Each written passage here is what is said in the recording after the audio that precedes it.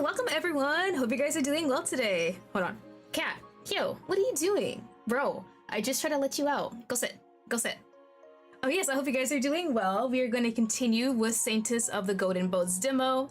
I was able to play a bit of it last week, but had to end stream early. So we're... Hold on. Bro, really? Let me let my cat out? I swear to God, give me a sec.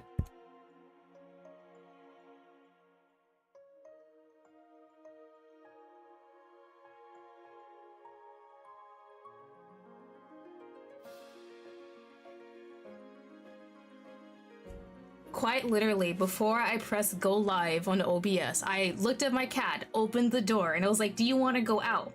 He lays down beside me. I'm thinking, okay, it's fine. And as soon as I start stream, now he wants to go out the damn door. But yes, I hope you guys are doing well. It is a wonderful day in my area. We're getting nice sunny weather and I'm all here for it. I can finally open my window in my room and just actually feel fresh air. So it's wonderful for me. But yeah, we're going to continue with the demo. I am not sure how much longer we have left in it. There will be another stream later on today at 7. So yeah, Noah. This Noah is always best boy. I love all the love interests. Yeah, all of them are pretty good, but I think I'm more attracted to Noah, honestly. He's the hottest one in my opinion, and I kind of do like his attitude. Bro does not want to go fight the Demon Queen because it's like a suicide mission at this point, but we have no choice. So we will see how everything works out. But yes, hello Dimby, hello Emily, hello Transparent Games. I hope you guys are doing well today. Lottie has one of my favorite VTuber designs ever. Oh, I'm glad you think so. I specifically hired an artist who specializes in designing characters for this model, and she is such a great artist. I love her. I believe I commissioned her for my Magical Girl model too a few years ago. She has like the best designs ever. I'm definitely gonna have to go back to her whenever I want to decide to get a new outfit for this model. But yeah, love him a lot. And then my model mama, she's good as well too. Love her design. She makes me extremely cute and that makes me very happy. But we're just gonna go ahead and get started. There we go. And that's where I see. Oh, also, links are in the description to Steam, itch.io page, and Twitter for the game. The next day, I begin training with the Golden Bow on the Palace Trading Grounds. She has some sort of... what's the word? She has experience with the bow, so it's not like she's a newbie at it. So it should be better, at least, compared to like someone like me. Much as I expected, due to its elaborate design, the bow proves difficult to use. I send arrow after arrow flying at targets, but I only hit once out of every 10. Ooh, I mean, that's not bad. There's improvement, so that's good at least. Not only are my bow skills rusty, but the weapon isn't cooperating either. Finally, too frustrated to continue, I give up. I'll try again tomorrow. What was it? We have like a month until we have to go off to fight the Demon Queen. That should be at least enough to have basic skills, and then we just get more skills along the way during the journey. I make my way to my room with Levy following behind me. This is a suicide mission. We're not gonna come back to Solace alive. Please, Noah, don't say such things in public. What if someone hears you? At the end of the corridor, two people stand to the side talking. The one who said something about a suicide mission is Noah. After our conversation in the garden the other day, his words don't shock me. What does surprise me, though, is that he's openly talking about his feelings with someone else. I hid behind a pillar and take a peek at the other person. The dark-skinned knight with her hair in buns must be Tarek, Noah's right hand and the leader of the palace guards. She's wearing armor with the Lottie Empire royal insignia on her chest, characteristic of the guards. The leader of the mission should believe in the quest's success. You can't be heard doubting our ability to defeat the Demon Queen. Honestly, understandable. If I'm supposed to be on this mission and I hear the prince is like, yeah, we're all gonna die, morale would be so low. It's just, I have a really bad feeling about Mother's request, Tarek. Why is she pushing us to go on to the Demon Queen's castle so soon? Why can't we wait a few months until everyone feels ready and has practiced fighting as a team? There is that too. We're all going as like a group, and if we don't have like synchronization with fighting, we're all gonna be sitting ducks or might end up hurting each other. We can't go against the Empress's orders. You know that. She said her reason for the rush is that the demon army keeps getting closer and closer to the capital. Yet the fiends are at least 3 weeks' journey away from Solus on horseback, and they haven't made any significant movements toward us in at least a decade. We've got time. The Empress seems to have a different opinion on the matter. I don't trust her. Noah, watch what you say. What if... Suddenly, she turns around and unsheaths her sword. Who's there? She's noticed me. Hey, didn't mean to just pop up. I'm not gonna do anything bad. I'm gonna step out. It's my bad. I step out from behind the pillar, revealing myself. Oh, if it isn't the Saintess, welcome. Hello? Pleasant conversation you guys are having. Doesn't make me feel very happy for this journey in a month's time. How much of our conversation did you overhear? I told you, Your Highness, you should be more careful. I'm sorry for eavesdropping. I was just curious. Noah takes a step closer to me. Oh, you were curious about me? Yes, but I'm not gonna say that out loud. It looks like you have a big ego on you. I didn't say... He leans in closer to me, his face level with mine. I didn't know you were interested in me, Celeste. That's not what I meant. I'm very pleased to win your attention. If you want to know more about me, how about we go together for tea? Yes? Give me an option for yes? I'm not... Would tomorrow afternoon be okay for you? Yes, yes, yes, yes, please? He's not letting me get a word in edgewise. Anger rises in my heart. I'm not... No! Let's erase that and say I am interested in you. Just mark that off, and then that's my true feelings. Girl, just put that back in your mouth. I take a few steps back, putting distance between us again. Noah chuckles. Why is he so cute though? Stop it.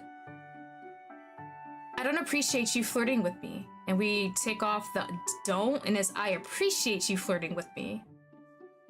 Is that what I'm doing? You clearly are. The other day, he wanted to kill me, and today he's playing with me. What a frustrating guy. Funny thing is, I'm so used to attitudes like that with fictional men, considering all the manhwas and fanfics I read. This is nothing new. I'm leaving. I rush towards my room, my footsteps heavy. I feel furious at Noah for clearly making fun of me. Levy follows behind me like a shadow. I spend the next few days training with the golden bow. I increase my accuracy rate, but I'm still struggling to wield the weapon. So we have some progress, which is good. Better than nothing, right? In the afternoon, Elijah approaches me. How's the training going? Should I be honest with him? I hesitate, but I know I needed his help to access the bow's magic. Training? Not the best. Made a note to add an option to go for tea. Please, please, I would just love a cute little scene just having tea and him just teasing Celeste like crazy. Honestly, the training's not going great. I feel like the bow is fighting for me for control. The bow is supposed to be semi-sentient. The issue may very well be that it hasn't fully accepted you yet. I was chosen, but still not accepted. That's wonderful. Hasn't fully accepted me? What should I do to make the artifact approve of me? Unfortunately, I don't know. I wanted to ask you something. Ever since I was chosen as a Saintess, you're the High Priest. So you know a lot about holy magic, is that right? As much as a human possibly can. I'm the strongest light magic user in the Empire. That's right. I remember that part from the book. Everyone thought Elijah would become the saint, but on his 18th birthday, he didn't get chosen. The previous high priest abdicated at the time and passed on the role to Elijah. That's how Elijah came to have such a high position at such a young age. The novel also said Elijah's light magic is abnormally strong. Could you teach me about light magic? Is that something anyone can learn? Sure, but you have no magic of your own. You know that, right? I nod. Celeste was never a magic user, and that fact didn't change when I took over her body. But I have to defeat the Demon Queen with the Golden Bow's magic, right? So is there a way for me to access it? Yes, artifacts like the Golden Bow do carry their own magic. You don't have to have a magic affinity of your own to use the power. Although, already being trained in building magic would help you understand more easily how the bow's magic is used. I can at least explain the basics to you, and then with practice, I'm sure you'll catch on. Please, teach me what you know about using an artifact's holy magic. Sure. Elijah moves behind me, touching the hand I'm using to aim the golden bow. Close your eyes. I'll pour some of my light magic into you, so that you can understand how magic flows through the human body. To access the golden bow's magic, you have to pull some of that magic towards you, and let it into your body.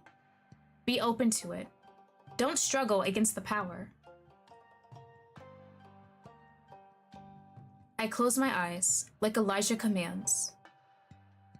I feel his grip on my hand growing firmer. He's standing behind me, his chest pressed against my back so I can feel the heat of his body touching mine. The contact is quite intimate. It makes my cheeks flush with embarrassment. Then, I feel Eliza's magic enter my body. It's a gentle stream, not as strong as when he examined me for injuries a few days ago. Still, I can feel the magic coursing through my veins. Relax. Do I want to relax against this man? I'm just gonna go for it.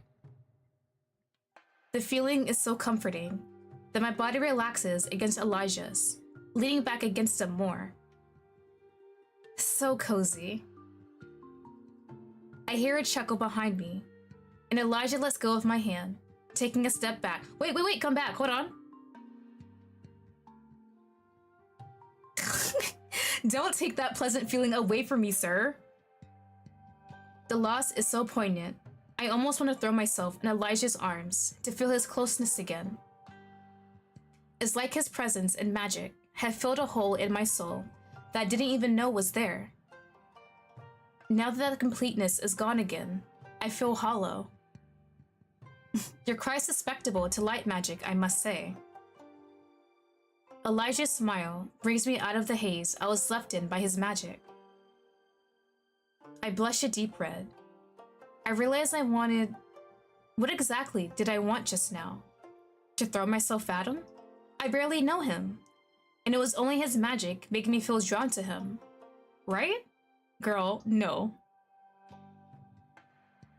My sudden yearning for Elijah certainly had nothing to do with him. Only his magic, I think. I'm sorry. Don't be sorry. You could have done anything to control your reaction, though I would like to know the source of your interest in my magic. Did you notice how my magic flowed through your body? I did notice. I noticed too much even. Yes, I did. You must convince the Golden Bow to let you access its magic. Then, pull the power towards yourself and let it course through your body. Only by doing so will you be able to aim that magic with your arrow and strike the Demon Queen when the time comes. I use my staff as a way to store more magic. Even though I have magic of my own within my body, I can only use more powerful spells with the staff's help. Just like what you must do with the bow. I draw the magic of my staff into my body, so I can release the power as bolts of light. The human body is a conduit for our artifact's magic. I'll try it out. Great. Now, regarding your pull towards my match, bro, let me get hit, bruh. If you get too many points with others, you won't get the Noah ending, so be careful. Ah! Oh, my heart, when I want all these guys, but then I want best boy first. I learned the hard way. Oh, Emily, no. That'll be me, honestly, in these games. I just get all the favorable options for all the guys and just get no one in the end. Elijah takes my hand in his. For a moment, through our joined hands, I can feel the flow of his magic again. I lean it towards him. It's really peculiar how you're drawn towards my power. I've never seen such an affection for someone else's magic in anybody else. So, this sort of thing doesn't happen often. Not at all. I'll ask some of the other priests about the matter. Maybe one of them will be able to shed light on the situation. Oh, Elijah, I just wanted to feel your body against mine. It's not your magic, but okay. In the meantime, there's something I'd like to ask of you. Instead of training, could you come to the priest wing tomorrow? I'd like to explain to you more about your duties as a Saintess of the Golden Bow. My duties? Do I have more than just kill Demon Queen and then be a political figure? Yes, I did, sir. Did you think the only thing the Saintess has to do is defeat the Demon Queen? I mean, I understand that as the Saintess, I'm supposed to be a key player in the Lottie Empire politics. But with so little time before we leave on the quest, I don't want to start taking part in the politics of the country just yet. Voicing your opinion in court is only part of what it means to be the Saintess. The people of the Lottie Empire have been waiting for the prophesied heroine for 2 decades after all. Therefore, you're expected to show them you're a proper Saintess to their hope, so their hope for the Lottie Empire can continue and grow. Hope is such a fragile thing. One has to take care of hope and nurture it. I gotta bring hope too if the fire dies out. Eliza trails off, a faraway look of melancholy on his face. The expression makes me wonder what he's thinking of. I have no courage to ask though. How should I show the common folk that I'm a proper Saintess? Do I just gotta wear like the outfits and say like wisdom stuff? It would be best if I explain everything to you tomorrow. Come to my office at 9 in the morning. Bring the golden bow. Alright, I'll be there. After Elijah leaves, I return to practicing archery. I try to pull the bow's magic towards me, like he instructed. And it didn't work. Wonderful. But I can't replicate what the High Priest did. Even so, I keep trying. There's too much at stake for me to give up so easily. The next morning, I walk down the corridors of the palace towards the priest's wing. Levy has been a tremendous help by showing me where the church's part of the building is located. Now, turn right. How do you know where the priest's wing is, Levy? I came here with another knight who was injured during training, so he could get the priestess to heal his wound. Ah, that makes sense. We should be close. We take another turn right and walk down a corridor until we end up at the most impressive door in the hallway. This should be where High Priest Elijah works. I'll wait for you by the door. All right. It's a nice looking office though. I knock on the door, and after hearing a faint come in from the other side, I enter the lavishly decorated room. To the left, numerous cabinets support shelf upon shelf of thick-spined books, while a large beautiful painting hangs on the opposite wall. 3 people sit behind desks. To my left, a green-haired man is focused on some large stacks of papers. He looks up when I enter and gives me a gentle smile. His table is decorated with shining crystals. How curious. To my right, a priest with curly red hair looks up from the architectural plans for a huge building, upon which she's been drawing with red ink. Her face lights up with a bright smile. At the podium in the back is Elijah's desk. Welcome to our office, Saintess Celeste.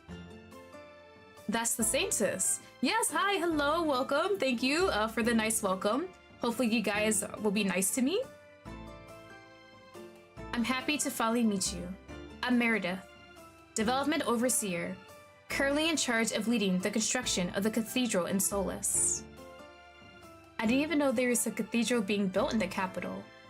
Further evidence of how little Celeste cares about anything other than hunting and horse riding. Welcome, Saintess. I'm Gareth, the financial administrator. Gareth and Meredith are my trusted confidants. Together, we take care of the most important matters concerning the Church of the God of Light. Pleased to meet you both. I'm Celeste Decrius, the Saintess of the Golden Bow. Today, we'll talk about what it means to be the Saintess of the Golden Bow, and I'll show you some of your duties. We'll go to the east side of Solus. The journey will take around an hour. More walking? Bro, can I just do this here? We'll be taking a carriage to get there. Meredith will accompany us. I'll hop off at the cathedral construction site so I can perform my duties as the overseer there. What about Gareth? We can't fully close the office because someone might have an important request for the High Priest. I'll stay here and take care of the piles of paperwork. Gareth gestures to the stacks of papers on his desk, but his gentleness doesn't change into a scowl. Maybe he likes working with documents. I've got something for you, Saintess. For me? Is it like a present?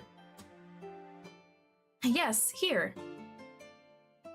Meredith takes a package from the shelf behind me and hands it to me, barely hiding her excitement. So it's something good. What is it? A proper outfit for the Saintess. Saintess outfit! Clothes. You can use my living room to get dressed. Eliza gestures to the door near the podium on which his desk stands. Meredith walks toward the entrance. Puzzled, I follow her. We enter a cozy living room with beige and brown decor. Vegetation is even more plentiful here than in the office. Does the High Priest like plants? Ah, yes. He believes nature is a gift from God. That's why he surrounds himself with plants and takes good care of them. Do you not think the same way about plants? I believe everything that surrounds us has been created by the God of Light, but I don't attach a special meaning to plants. For example, the cathedral we're building in Solus is a way for us, the faithful, to prove to God we're using the abilities he has given us so we can accomplish amazing things. The cathedral, once built, will be the largest building in the capital. It'll be proof of what we can achieve with our hands and minds. That sounds wonderful. Gareth, on the other hand, is enamored with the rarer and more beautiful creations of the God of Light, especially gems and jewels.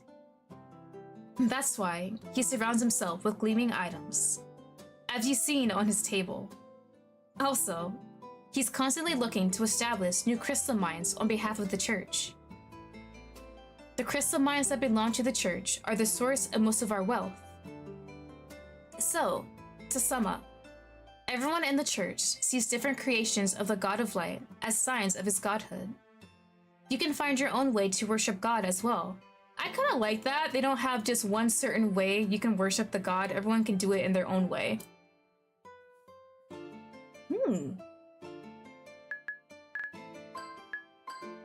I'm not particularly religious. I don't think I can really say that as a Saintess, especially here, right? I feel a little bit bad to say it, but I gotta be careful with my choices. please don't hurt me if I say I'm not really religious, just in case. I'm so sorry, girl, I'm so sorry. You may find being the Saintess difficult, if that's the case. Yeah, it definitely is, huh? God chose me, I don't really believe in them. I can see that now. Maybe if we lead by example, showing your signs of our faith, you'll come around. Perhaps. At least she's not taking it hard, as I expected. Definitely with some disappointment in her eyes, but not really persecution or judgment from her. But I've been talking way too much. The High Priest is waiting for us. Open the package, please. I ripped the packaging apart to reveal an outfit very similar to Meredith's, reminding me of a nun. You want me to wear this outfit? Yes. You're going with Elijah to the east side of Solus on behalf of the church. It will be a good sign to the people if you show up in public wearing an outfit befitting a Saintess. Alright. I mean, as long as it's cute and I can like move through it, that'll be nice, right? But what is it? I thought I wasn't part of the church since I'm the Saintess. You're not, but this is about symbolism. Are you uncomfortable with wearing the outfit? No, it's okay. I'm just surprised. It's going to be fine. I'll help you get dressed. Meredith helps me put the outfit on, and we leave my hunting outfit behind in a neat pile on the armchair. I look down at myself and feel like I'm finally starting to play the part of being the Saintess of the Golden Bow. I truly do look like a proper Saintess in the nun's robe. I think I now understand the symbolism of changing into a church outfit. After all, I'll be meeting people who need me to bring them hope. We leave Elijah's apartment and enter the office again. Oh, I'm looking cute, right? Elijah's eyes widen when he sees me in the Saintess outfit. I blush, embarrassed by his scrutiny, and suddenly feel self-conscious. Do I look strange? No, you look wonderful. It'll be easier for you to get into the role of the Saintess this way. You'll soon see. Okay. Elijah picks up 2 large leather bags and gestures to the door. We're ready to go. We'll be back in the afternoon. Good luck with the paperwork, Gareth. I'll be okay. We leave the priest's office, making our way out of the palace. Used to grow plants as a kid? Ooh, that's nice. I've been getting into plants recently. I got one for my room and I love it so much. I might get a few more. We board the carriage with a symbol of the sun on the side. Levy takes a spot next to the coachman at the front.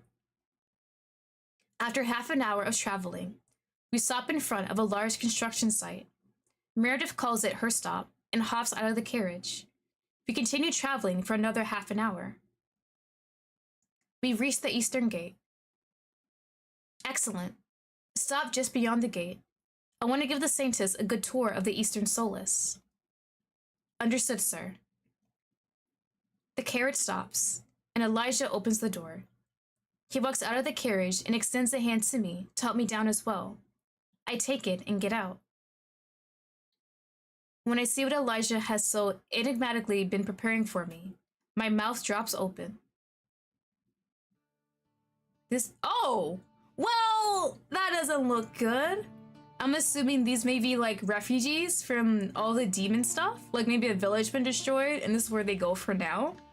That's wonderful. Oh, now I'm gonna see the people the demon queen and her armies are affecting and I'm gonna feel guilty. The land beyond the eastern wall slowly slopes down. As far as I can see from our vantage point, there's a sea of tents and various stages of disrepair. They're made of cloth of various colors, whatever kind of material their owners could get a hold of. The area smells of unwashed bodies and excrements. Is that bad? What is this place? The Solus nobody speaks about. The war front is to the east, and is moving towards the capital with each passing year. That means each year, some citizens of the Lottie Empire lose their homes in demon attacks. To save their lives, many travel to the capital in search of a better future.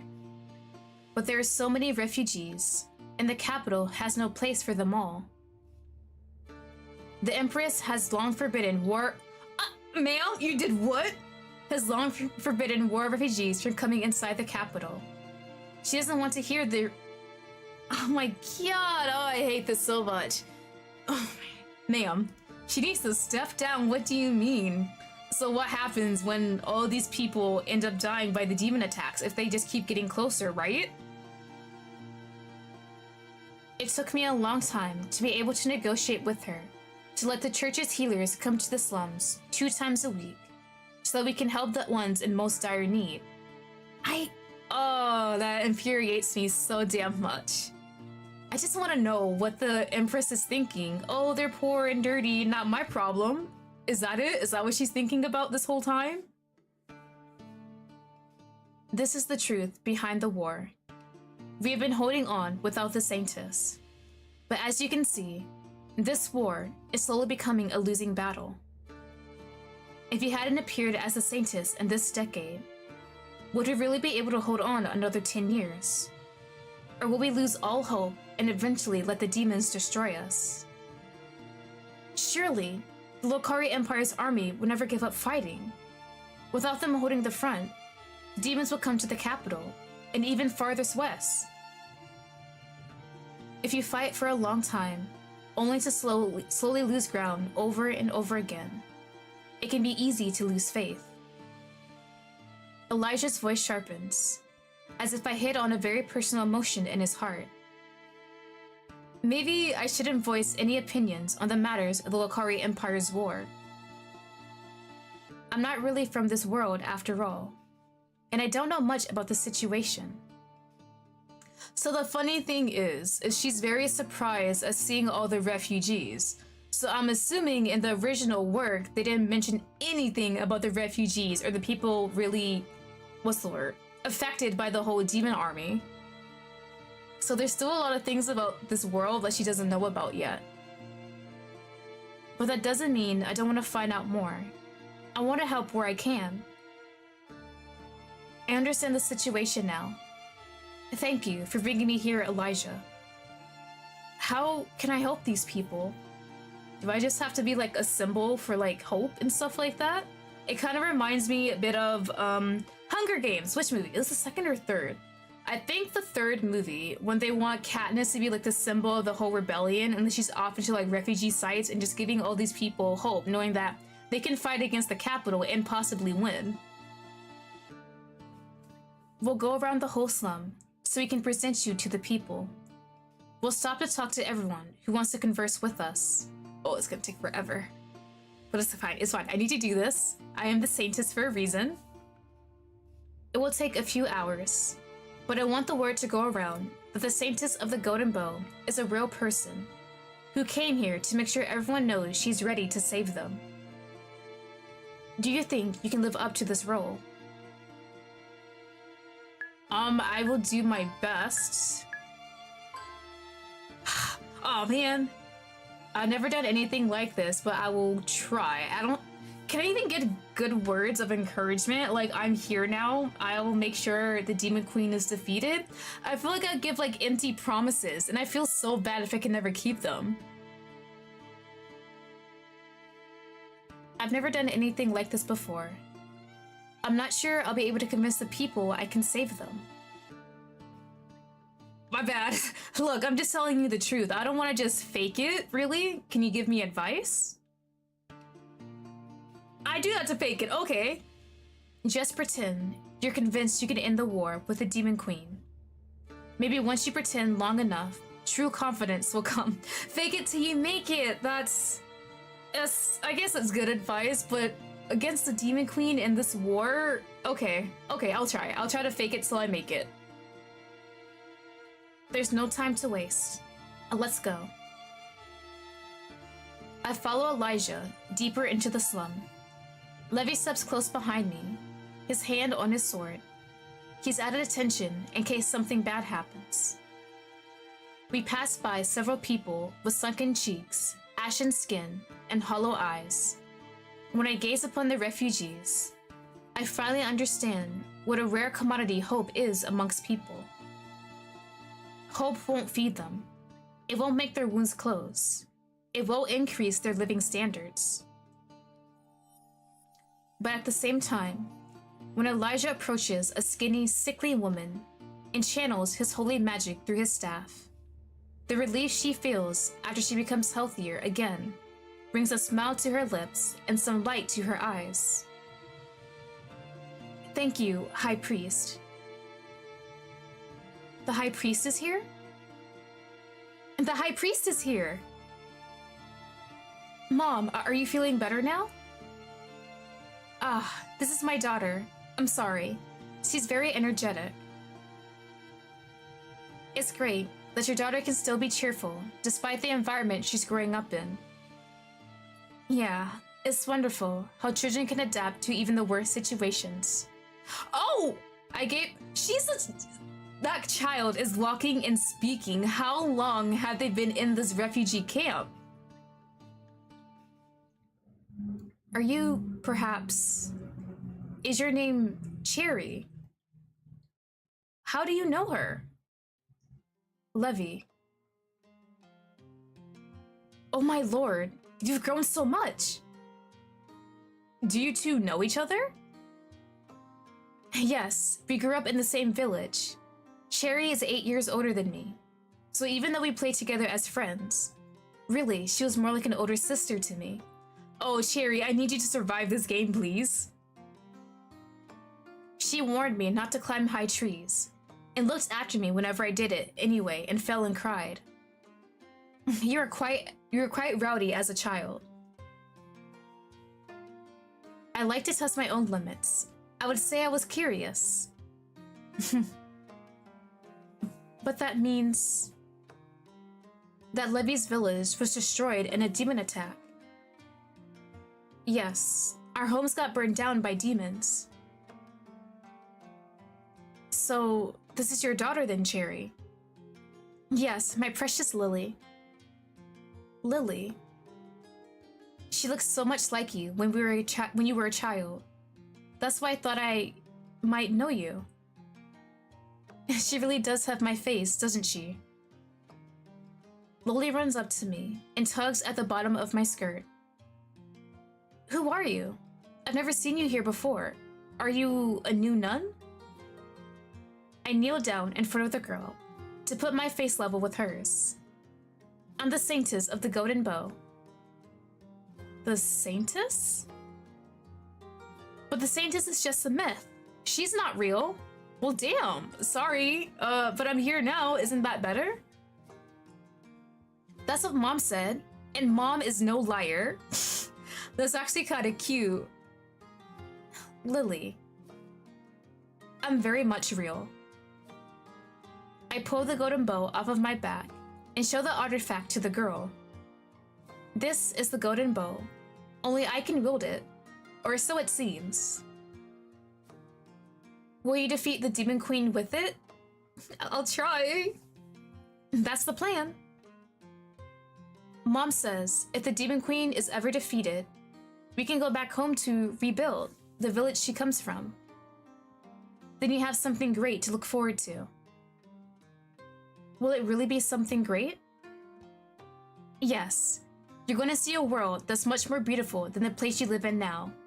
Vast valleys, lush forests, wide blue skies. I've only ever heard about valleys and forests from the adults. Soon, hopefully, you'll be able to see them for yourself. Isn't that exciting? Well, yeah. I'm sorry, Saintess. I think it's difficult to be excited about experiencing things you've never seen before. She pulls the child close to her and pats the girl's head. Once we travel back to the ruins of my village, she's going to see so many wonderful sights. I'll pray for you, Saintess. I want you to have the strength to defeat the Demon Queen. Thank you. Well, we'll see in about a month's time if I can actually defeat her or not. Elijah nods at me. I follow him through the slums, away from the girl and her mother. At some point, someone grabs the skirt of my dress from behind and yanks. Immediately, Levy draws his sword, and my hand goes to the golden bow. Is it another child? I turn around, only to see a man without a leg. Oh no! He smiles, showing his mouth devoid of teeth. He doesn't look dangerous, so I gesture at Levy to stand down. Can the pretty nun heal me too? Oh, not really. I mean, what do you want me to do? Is there actual injury? I can't give you more teeth or make your leg regenerate. Yeah, we can't make what is already lost grow back. I'm so sorry, my guy, but you might look cool with like a peg leg or something? Damn, I thought as much, but it was worth a shot. I kneel in front of the man once he lets go of my dress. I wouldn't be able to heal you anyway. I have no healing powers. You don't? I thought all nuns and priests can heal. I'm neither a nun nor a priest. Why you wear a nun outfit then? I glance over at Elijah, and he nods at me. Having him and Levy here as support gives me confidence. See the weapon at my back? That's the golden bow. No way! The man's loud exclamation gets the attention of other people in the nearby area. Men, women, and children approach us. I feel the burden of what I'm going to say, but I want to bring some hope to these people. Who let you take the golden bow, my pretty lady? The golden bow has chosen me to be the Saintess. I've been carrying the artifact on my back ever since. The Saintess of the Golden Bow. Title drop! The Saintess. The Saintess? A wave of whispers goes through the crowd behind my back. A crowd. Now that I turn around, I see just how many people have gathered. Do they all live in the nearby tents? There must be a few dozen refugees wanting to listen to what I have to say. I swallow hard. Yes, I'm the Saintess of the Golden Bow. People gasp. The one-legged man yanks on my sleeve to get my attention. There's more light in his eyes now he's heard who I am. Good. You want us to believe the Saintess came down to the slums, out of all places. How do you think the Saintess would be? The High Priest informed me you might want to see me. I don't know about Eastern souls, but the High Priest has shown me your situation. I may not be able to do as much as he can manage. I cannot heal you. I don't have such power. But I want you all to know, the Golden Bow has really chosen its Saintess. I'm the Saintess, and I'll do everything in my power to defeat the Demon Queen and end the war. The crowd behind me cheers and pushes closer towards me. Move out of the way. I want to see the Saintess. I want to take a good look at her too. I want to see if it's real. Oh, let's not push. Like one at a time maybe? I hear Levy take out his sword, but Elijah puts a hand on his arm, shaking his head. Elijah. Alright, buddy. We got this, Elijah, hopefully. Please stop trying to get closer. You're making the Saintess uncomfortable. But people still try to push in closer to me. Elijah looks at my panicked expression and sighs. I expected this might happen. And you didn't tell me if it could? Don't you want to bring hope to people, regardless of their desperation? See how lively they all became. Word that the Saintess has come to the slums will spread far and wide now. But the situation is dangerous. Levy and I will protect you. So let's just go to another area and let more commoners see you. I mean, alright. It doesn't look like anyone's really attacking me. They're just crowding me at this point, so we should be fine. Do you really think that's a good idea? As I said, we'll protect you. But these people have to gain hope somehow. I learned long ago that my own presence and healing cannot keep the flame of hope burning in their hearts. No matter what I do to keep their wills to live alive, it's not enough. I feel like there's more to the story that Elijah's not telling me. He takes me by the hand and leads me into another area of the slums. Yeah, Elijah's kind of suspicious here. Like, it's understandable he wants me to bring hope to all these people, but just having them crowd around me like that does not feel good. So what is this man hiding? At some point, people stop following us. When we arrive at another part of the slums, I repeat my big revelation and become the Saintess of the Golden Bow. The refugees act much the same, no matter where we go. We're exhausted when Elijah finally says we've done enough. We stop at an area with a few dozen cots, all filled with patients. Between the cots, more people lie on bedrolls on the ground. The injured groan and cry in pain. It's a cacophony of despair that tears at my soul. This is the main field hospital. Healers run around, tending to the wounded. But one glance tells me there aren't enough priests and nuns to heal all the injuries right away. Elijah stares at the scene in front of us, with a look that tells me nothing about his thoughts. Elijah, what do you think about the Eastern Solace? It's a cauldron of those who are desperate to live, and those who have given up already. This place swallows you whole when you step a foot inside, and then once you become part of it, it never lets you go. I may have brought you here to reignite the hope in the heart of these people, but what? Being mindful, not to become too attached to these individuals. Attachment in such a place will bring you nothing but pain. I'm assuming he's speaking from experience, like he's healed some people and thought, yeah, everything's gonna be great, but probably the healing wasn't enough. He's definitely seen a lot of deaths in this area. Elijah's expression becomes even colder. He walks towards the first person on the cot and, after a cursory glance, puts his staff to the patient's stomach. The injured man's whole body shines with healing light. He lets out a groan of relief.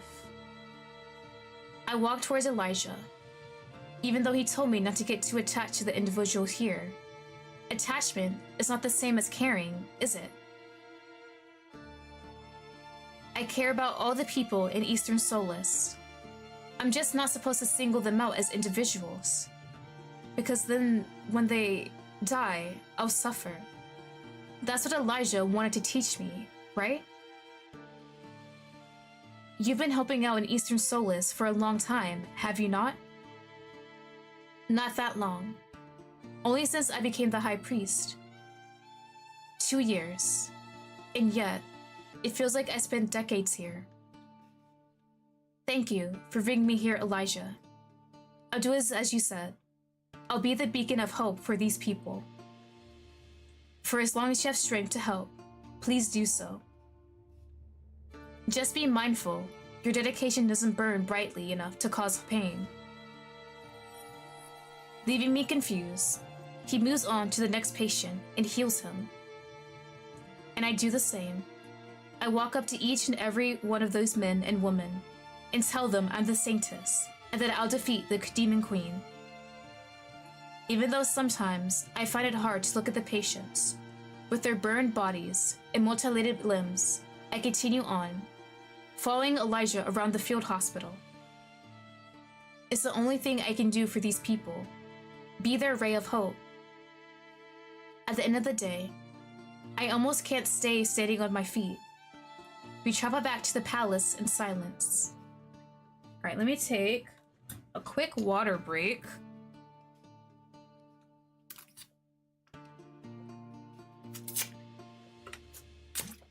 Yuki. That was interesting. Definitely see a lot more of what the Demon Queen and her armies are affecting the people, and that the Empress just doesn't give a single damn about any of the refugees, which makes this even more horrible. So there's a lot of more stakes at play here when we have to go defeat the Demon Queen. And we see a bit more about Elijah's character. Rel definitely has been hardened by everything he's witnessed so far at the refugee camp. Honestly, if I was him, I'd be depressed as hell. Is he just hiding his depression? That's what I feel like. The sun sets by the time we arrive. Elijah nods at me and Levy and turns to leave without a word. Elijah? I'm looking forward to going with you to the Eastern Solace next week. I'm glad. With that reply, he turns and walks away from us. Bringing hope to everyone is a heavy burden to carry, but I want to embrace being the Saintess. Oh god, not more training. Okay, that's enough for today. I can't overdo it, or else I won't have the strength to train tomorrow. I do a few stretches, grab my bow, and make my way back to my room. I could go to the palace garden first to get some fresh air. Ooh. Wait, visit the garden? Is that... Oh. Oh, this dude! Hey, buddy. Pick the second. Hold on, I'll go back. I saved. Hold on. Hold on. We're gonna load. Pick the second. I gotcha. Aha. When I loading, yes, we'll load. We'll pick the second. Gotcha. Oh! Ah, thank you! As I return to my room, I'm again faced with an unexpected encounter. Hi! Noah, hey, buddy! How have you been these past few days? Training? Doing great? You eating? You drinking some water? Thinking about me? Celeste, fancy running into you again. I fear I can't say the same here, I just love how she does not want to be around this man, but I am the total opposite. I want more of him. And here I was, waiting for the opportunity to apologize to you. Really? Were you though? Apologize? Quite unexpected of me, isn't it? Well, I'm glad you finally changed your mind about teasing me, Your Highness. About teasing you? You mean the way I'm keeping you on your toes? We both know that's quite entertaining for both of us. No way!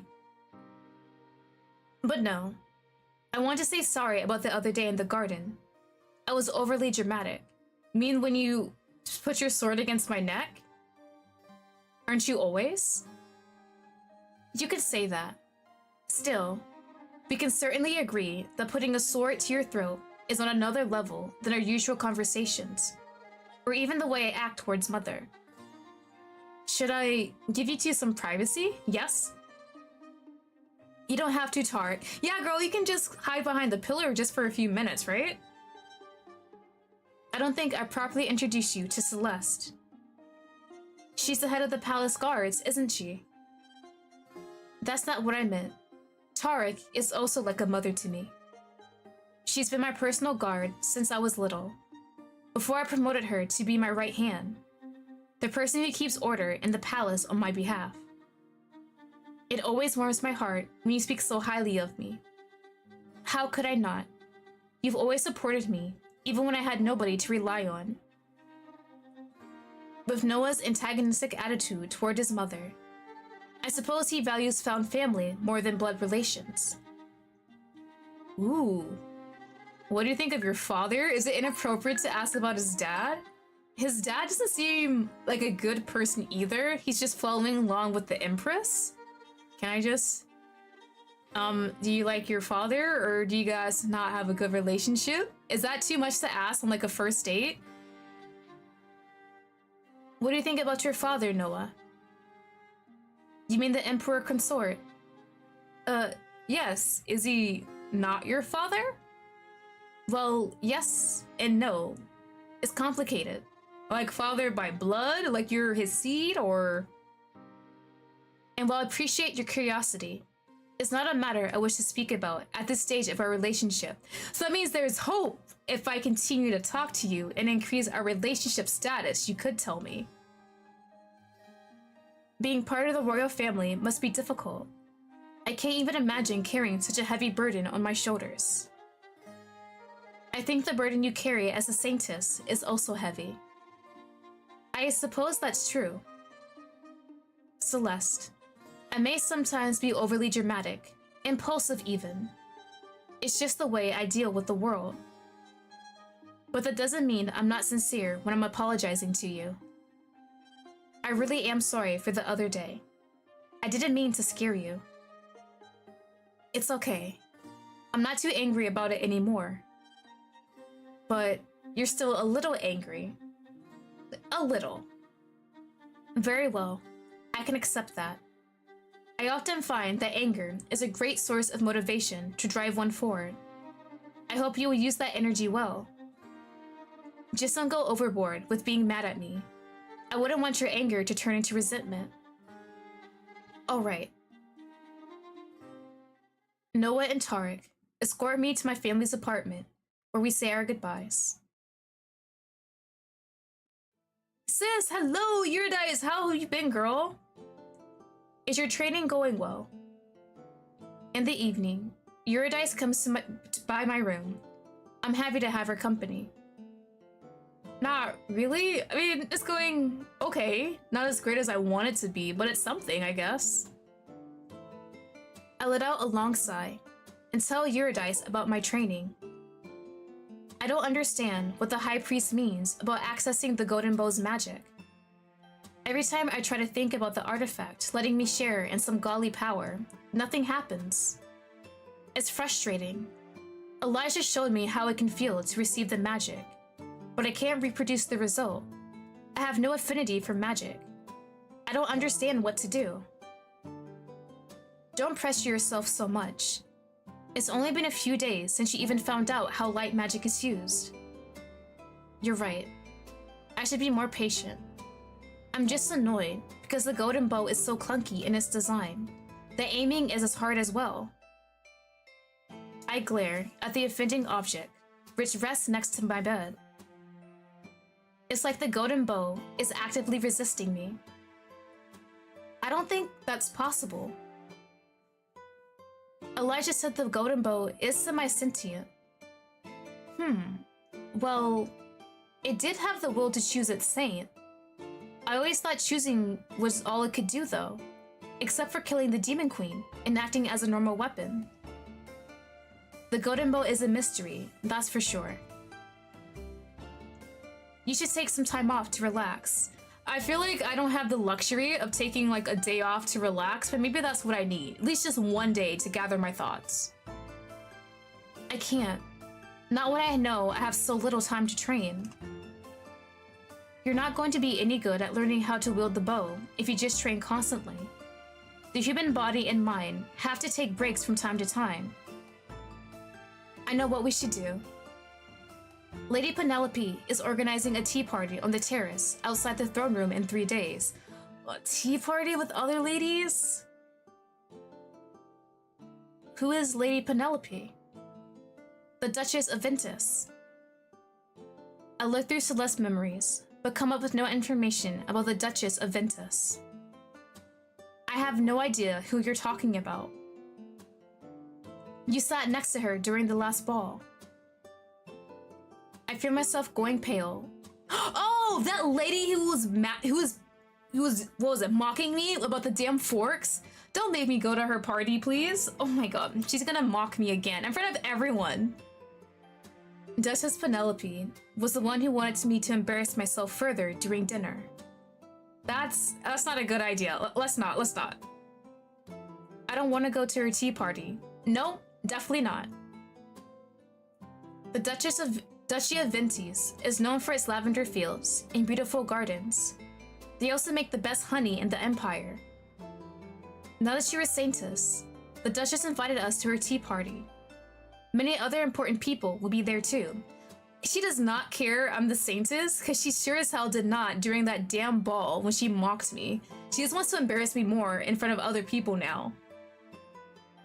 All the more reason why I shouldn't go. Please. Lady Letitia asked me to convince you to come. Viscountess Letitia is a friend of Eurydice. Her family I know. They own vast fields, and the people working for them produce the majority of grain in the empire. Letitia is kind and compassionate. She took Eurydice into her entourage 2 years ago, elevating Eurydice's status in society. Now I'm gonna have to go for my sister. Lady Letitia said that now that you have such a high standing in society, you should take part in the politics of the Empire more often, Celeste. You're going on the quest now, but once you return home, you will still be the Saintess. You have the chance to be very influential if you use your opportunities correctly. Can I still say no? Can I bow out? Nothing bad will happen with myself and Lady Letitia around. Please, Celeste. When Eurydice begs me like this, I find her pleas hard to refuse. I don't want to go, but she has a point. I am planning to survive the mission. That fact means I have a future life beyond just fighting against the Demon Queen. I will return to the palace, and then I'll have to hone my manners. I don't want to end up an important player in politics of the Empire, but I also don't want to become an embarrassment to both myself and my sister. Alright, I'll go. With a heavy heart, I agreed to Eurydice's request. Really? Yes, really. Don't ask me again, or I might change my mind. Eurydice grabs my hand and jumps up and down, squealing. Now you're the one not acting like a noble lady. Oh, come on. Don't pretend like you care about acting prim and proper now. And thank you, Celeste. I have a bad feeling about the tea party. Now that I've agreed to go through, I'll have to keep my word and do so no matter what. Can I just skip the tea party? Like, is the tea party very important to what's going on? Like, I just don't need to go, right? Aim and release. Are we getting better? I spend the next 2 days practicing archery with renewed purpose. The threat of the Demon Queen's army feels more real to me after having witnessed the plight of the refugees in Eastern Solace. This war isn't just part of a story anymore. It's really happening. I miss. Again. The Golden Bow doesn't want to listen to me. I feel like it's actively fighting me. Aim and... That idea is ridiculous though, isn't it? It's just a bow with magic. It couldn't really be sentient like Elijah said. Or could it? I mean, it might be. Release. Yet, I'm living in a fantasy world. So isn't everything theoretically possible? I know there are some bounds to magic, but I haven't been thoroughly trained on the topics, so I'm not sure of the specifics. I miss. Again. Stupid bow. Even so, I don't give up. I aim and shoot again. I miss again and again. Oh god, I'm gonna crash out. What do you mean we keep missing? Sometimes I hit the target, only to miss over and over again once more. Ouch, ouch, ouch! At some point, I pull the bowstring wrong. Probably because I'm tired of making arrows fly like crazy over the past few days. And it slaps my arm. Alright, my forearm looks terrible. There's a long cut there, and when I touch the skin around the bleeding wound, I feel even more pain. This is definitely a situation where we need to take an extra day or two to rest, because our frustration is not helping out in this situation. It's just making it worse. This is going to bruise. I try to use the bow again, but the pain is too much for me to handle. I can't continue with the practice like this. And I'll bleed out if no first aid is applied. Come to think of it, even if I do get this bandage, I still won't be able to practice. Wielding the bow will hurt too much. I need magical healing as well. Healing magic is still a strange concept to me as someone from Earth. Yet holy magic would indeed close the wound quickly and allow me to continue my training. I look around, trying to find Levy. I see him engage in mock combat with one of the other knights. Do we want to tell this man? Hold on, where are we at? Save. Tell Levy about your injury or find a priest. If I find a priest, is it gonna send me to Elijah instead? I have not even got any points with Levy, I don't think. Maybe 1 or 2. Let's find a priest. Am I gonna take me to Elijah? I don't want Levy to find out I'm injured. From what I can see in Celeste's memories, he always flips out whenever his lady is hurt. I sneak behind the trading knights to the barracks, where I find a jug of fresh water and clean cloth. I tap the wound with a wet cloth. Ouch! Blood keeps pooling from the injury. Jesus, wait a minute! That actually sounds horrible, and the arm is swelling? How bad is this? I've never wielded a bow and arrow or anything like that, but I know, those bows are made of, what are the bows made of? I think they're made of different materials, I guess, depending. Is it like metal? Or am I thinking violin strings?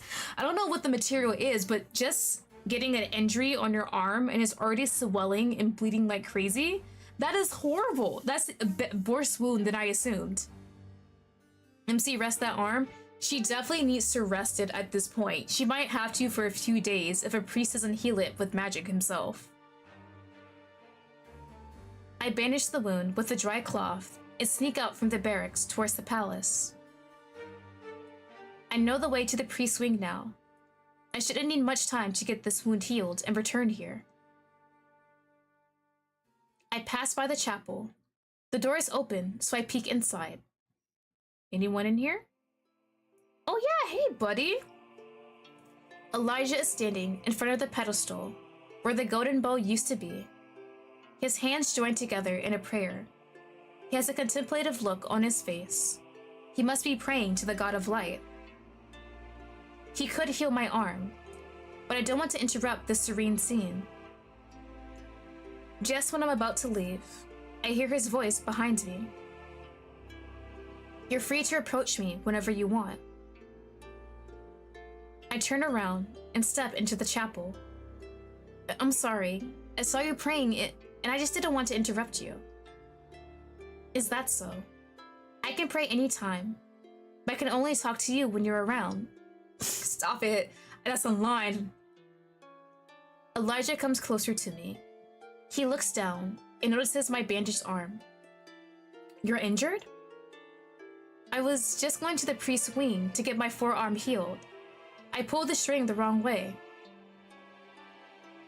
And you want to just get this wound patched up so you can overdo the practice all over again. Yes. If I do, is that so bad of an idea? Because I definitely need to do more practice, right? Oh, I don't like his little scolding, angry face at me. I feel like a child who's been caught doing something wrong. 2 weeks! Oh my god! Oh my god, I'm not ready for 2 weeks. We're leaving in 2 weeks. There's no time for me to not practice using the bow. How's the trading going? Horrible. It's not going as best as I want, so I'm kind of not feeling very hopeful towards our mission to defeat the Demon Queen, but it is what it is. I will pray I get some bursts of courage once I meet her. Slowly, I still feel that like the golden bow doesn't want me to wield it. I can't wrap my head around the concept of a bow being sentient. You're convinced it doesn't want to shoot for you. Maybe you're the one blocking its power. Maybe he's right. I'm an uneducated person who has no comprehension of magic. Perhaps I'm rejecting the golden bow instead of the other way around. I'm not sure. I need to think about it. I look down on my arm. Elijah follows my gaze. May I heal you, please? Yes, I will be happy if you did. I need to touch you to do so. Oh, go ahead, go ahead. I'm not objecting to anything. Touch wherever you want. Oh man, wait, no, is this points for no for him? I have to say no, don't I? Oh, that'll give me points for him, but I need to stay loyal to Noah. I'll find another priest, damn it. I don't feel entirely comfortable with Elijah touching or healing me, considering my reaction to his magic. Maybe I should find another priest who can do the healing. Are you not comfortable with my healing? Sorry, bro, I need to get all my points to Noah. It's the way your magic makes me feel. I'm not sure I want to experience the pull towards your magic more often than necessary.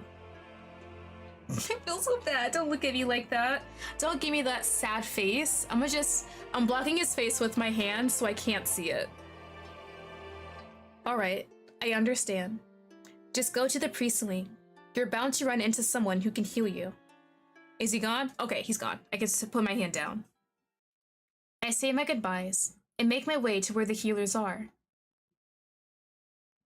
Much like Elijah said, I run into a priest as soon as I enter their part of the palace. The man takes my hand in his own and heals my wound. He informs me I should make an offering in exchange for the service. Strangely, his magic doesn't feel like anything special. Why do I have such a strong reaction to only Elijah's touch? How curious. Pondering the question, I make my way back to the training grounds. Levy doesn't seem to notice my absence. I'm glad. I didn't want him to worry. I take the golden bow in my hand and stare it down. You're not going to win against me. I knock an arrow in the bow again and aim. I continue training until I tire myself out. The next day comes, and it's time for Duchess Penelope's tea party. Oh, hold on. I need a bunch of water just to get ready for this. Give me a sec.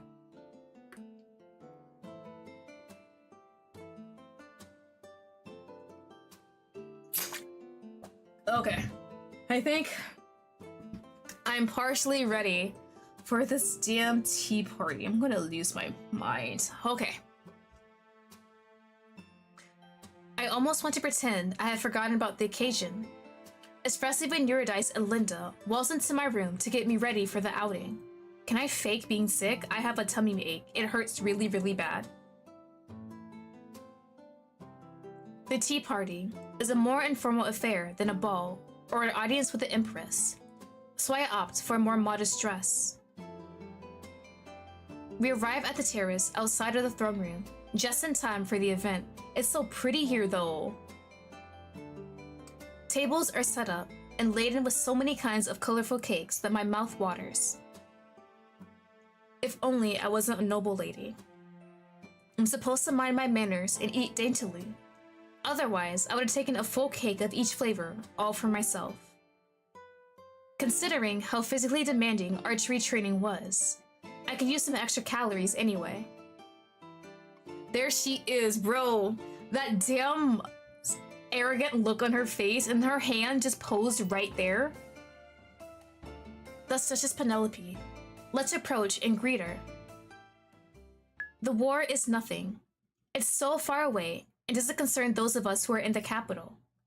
Why should we worry about something the privilege that is just emanating from her damn words? Ma'am, there are people dying out there who are also part of this kingdom. What the hell do you mean? Just because you're born a noble doesn't mean it's not going to happen to you. Bro, can I just toss hot tea on her? Would that be too much? Would I get in trouble for that? I'm the Saintess. Surely I can't really get that much in trouble. I have to defeat the Demon Queen. What are they gonna do? Stick me in my room for a day? Are the demons Are the demons even real? I hold back a long sigh. Listening to Duchess Penelope only makes my side even more firmly with George's belief. Yeah, so if we stick her on the front lines, what will she think? He isn't here today though. This tea party seems to be a woman-only event. Even if it weren't, though, I doubt Penelope would have invited her nemesis to her private gathering. I mean, have any of us ever seen a demon? What if they're nothing more than a myth? Girl, the reason you don't see demons is because they're so far away from the capital and people are dying left and right defending this place. Eurydice gives me a look, clearly telling me to hold back my promise. She knows me so well. Yet I can't stand by and listen to the Duchess' stupidity any longer, right? I have you know. Have what? I've seen a demon. Penelope looks between me and Eurydice. Her cruel smile from the night of the ball returns, and my blood freezes in my veins. Well, if it isn't the daughters of Count Decrius, Eurydice and the Saintess, Celeste, was it? That's right. Hello, Lady Penelope. Thank you for inviting us to your tea party. Eurydice is such a nice girl. I would not be like her if someone was messing with my sibling like that.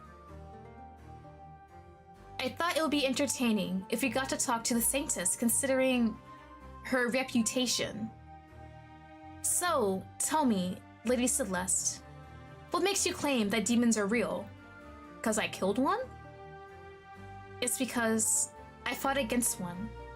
It had long claws, leathery wings, and a scorpion tail. Duke George confirmed that it was an imp. Oh, did he now? Yes. And if demons weren't real, like you're saying, why would the war have gone on for so long? Yeah, really, considering everything, do you think the Empress is just sending people to the front lines for no reason?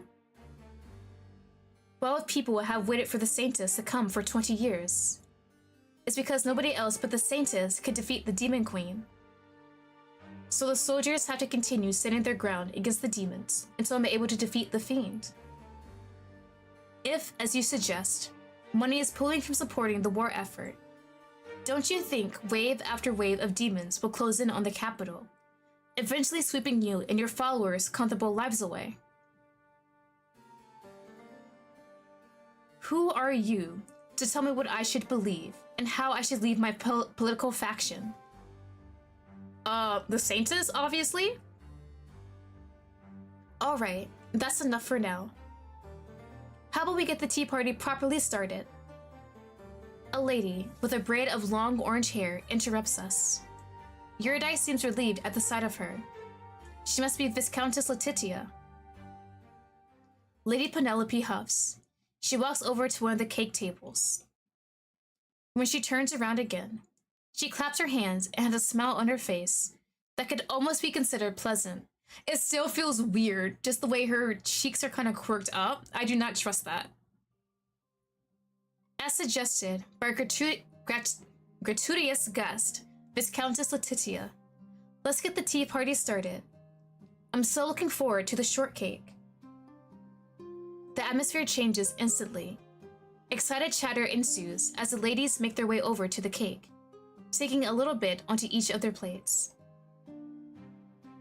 Servants are nearby, but we're supposed to choose the cakes for ourselves today. Eurydice sits down with Lady Letitia's entourage. I'm not sure where I should sit. I don't recognize anybody else except my sister and her favorite lady. Sit down with us. Relief washes over me. I take a seat next to Eurydice. There's one more free seat next to me, but nobody takes it. Amongst small talk, we dig into the cake. The talk at Viscountess Letitia's table is much more pleasant than any conversation with Lady Penelope. I relax. At some point, don't look at me! Look, I was trying to defend myself! Lady Letitia gives me a pointed look. You should really be more careful about what you're saying, Lady Celeste, for your own good. But what Duchess Penelope said was just stupid. The other ladies give me startled looks. Letitia lets out a long sigh. That's what I'm talking about. It's fine to have your own opinion. Nobody will force you to agree with her. But you're the Saintess now, an important person in the political climate of the Lokari Empire. You may not feel like your role has changed. Its friendly sense of reputation still follows you. However, people are listening carefully to everything you say or do. You're a public figure now. I'm sorry that I'm so inadequate. What the hell do you want me to do, ma'am? I could never be in this political situation ever. I say something so stupid just to ruin my reputation. Duchess Penelope doesn't believe the war is important. Duke George has the opposite opinion. If you wish, you may firmly join the side of either of them, or you may choose to stay politically neutral like I am. You're focused on the quest to defeat the Demon Queen now, but a time will come when you return from your journey and you'll still be the Saintess. Think carefully on what you want to do. They just feel like they're talking about defeating the Demon Queen so nonchalantly. Like, me being the Saintess just makes that so much easier. Like, I'm not trading my ass off every day, trying to make this damn bow work for me. Right. It may be that the demon army will disperse once their leader is slain, or you may have to fight the remaining demon hordes for decades to come. The debate between Penelope and George may become unimportant, or it may grow into the most heated topic in the court.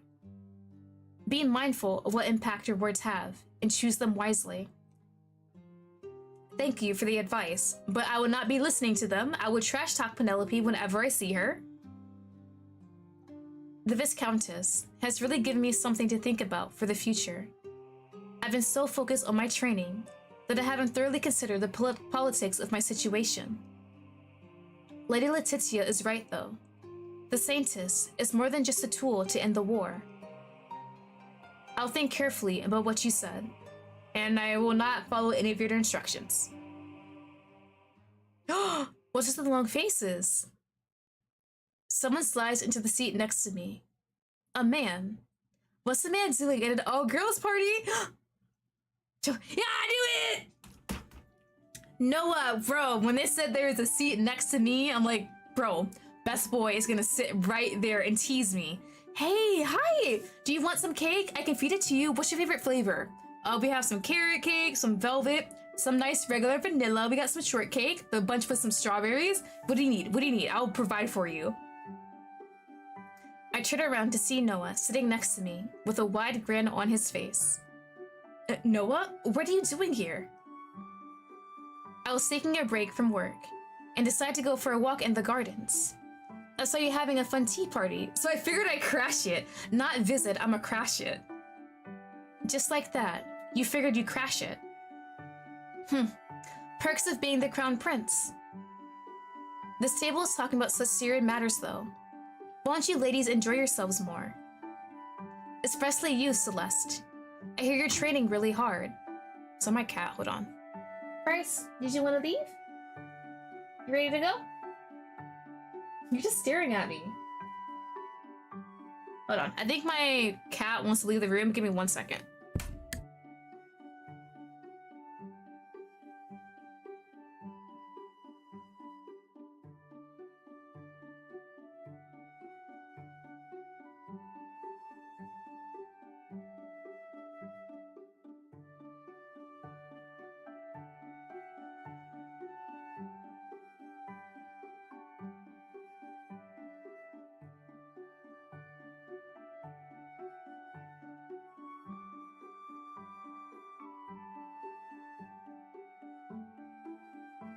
Okay, back. I let one cat in and then I let one cat out and Jojo decided to come in. I may have to get back up and let him out, but he's here for now. That's good. I like a woman who knows their way around weapons. Let me, hold on. Put my mouse in one hand and one hand out to pet Jojo. There we go. I blushed at the implication of what Noah just said. He's flirting with me again, making me embarrassed, and this time he's doing it in front of a full table of wide-eyed noblewomen. Noah, continue to flirt with me. Why are you teasing me so much? Why? Please stop teasing me. It's really bothering me. You're sending the wrong signals, acting like you're really interested in me. You don't know me enough to be so casual with me. I shouldn't be this casual with him either. But his words set the tone for this exchange, and now I can't hold back the bite from my voice. What if I have a good reason for teasing you? What good reason? I rather enjoy seeing you both blushing and mad. You're a great distraction from organizing the party for our quest. Besides, you know I can be serious when needed. Yeah, definitely no. I can't help but feel mad regardless. I don't want to be your distraction. Please, stop teasing me. Noah throws his head back and laughs. There you are, getting all mad and flustered again. That shade of blushing pink looks lovely on your face. Noah! Prince Noah, this is supposed to be a woman-only tea party? Duchess Penelope approaches us with a frown on her face. Jojo, I swear to God, you do not want to leave this room now. I had my fill of Celeste's expressions anyway, so I'll be going. That quickly? Jojo, I swear to God. Noah, people will get the wrong idea.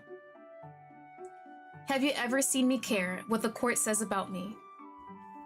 I hadn't. There we go. Move, Jojo. They call him the Mad Prince though, and he really was living up to his name right now. Bye, Celeste. Good luck on the training.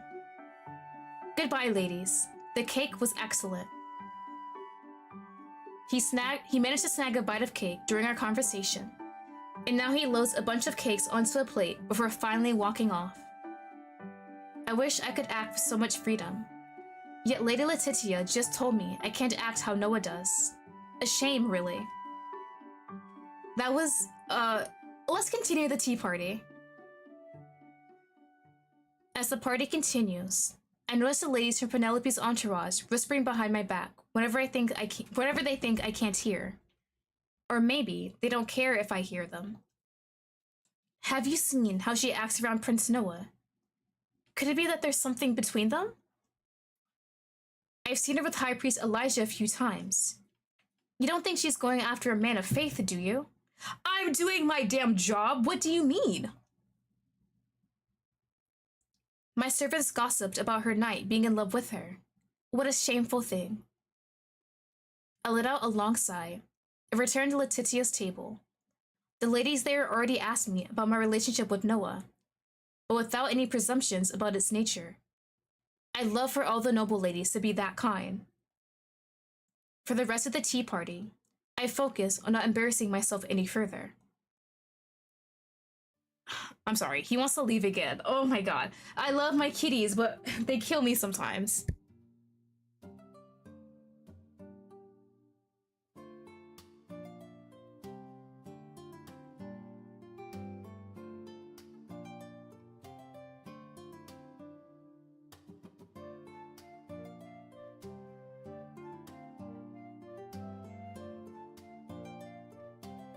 Okay. 4 days later. 4 days? Jesus! We're getting like a week and a half away from the whole journey. While I'm hanging out in the living room of our apartment, Eurydice approaches me with a spring in her step. No more balls, please, stop it. Celeste, we receive invitations to another ball. Oh no, girl, can I just have a break? Not another one of those painful social gatherings. Look! Eurydice hands me an envelope with I can't refuse! Oh god, the Empress's seal? Yes, these envelopes were inside a bigger one. The Empress formally invited Father, myself, and you to a ball tomorrow evening. Oh my god. Tomorrow? Yes, aren't you excited? Not at all. No, I want to stay home.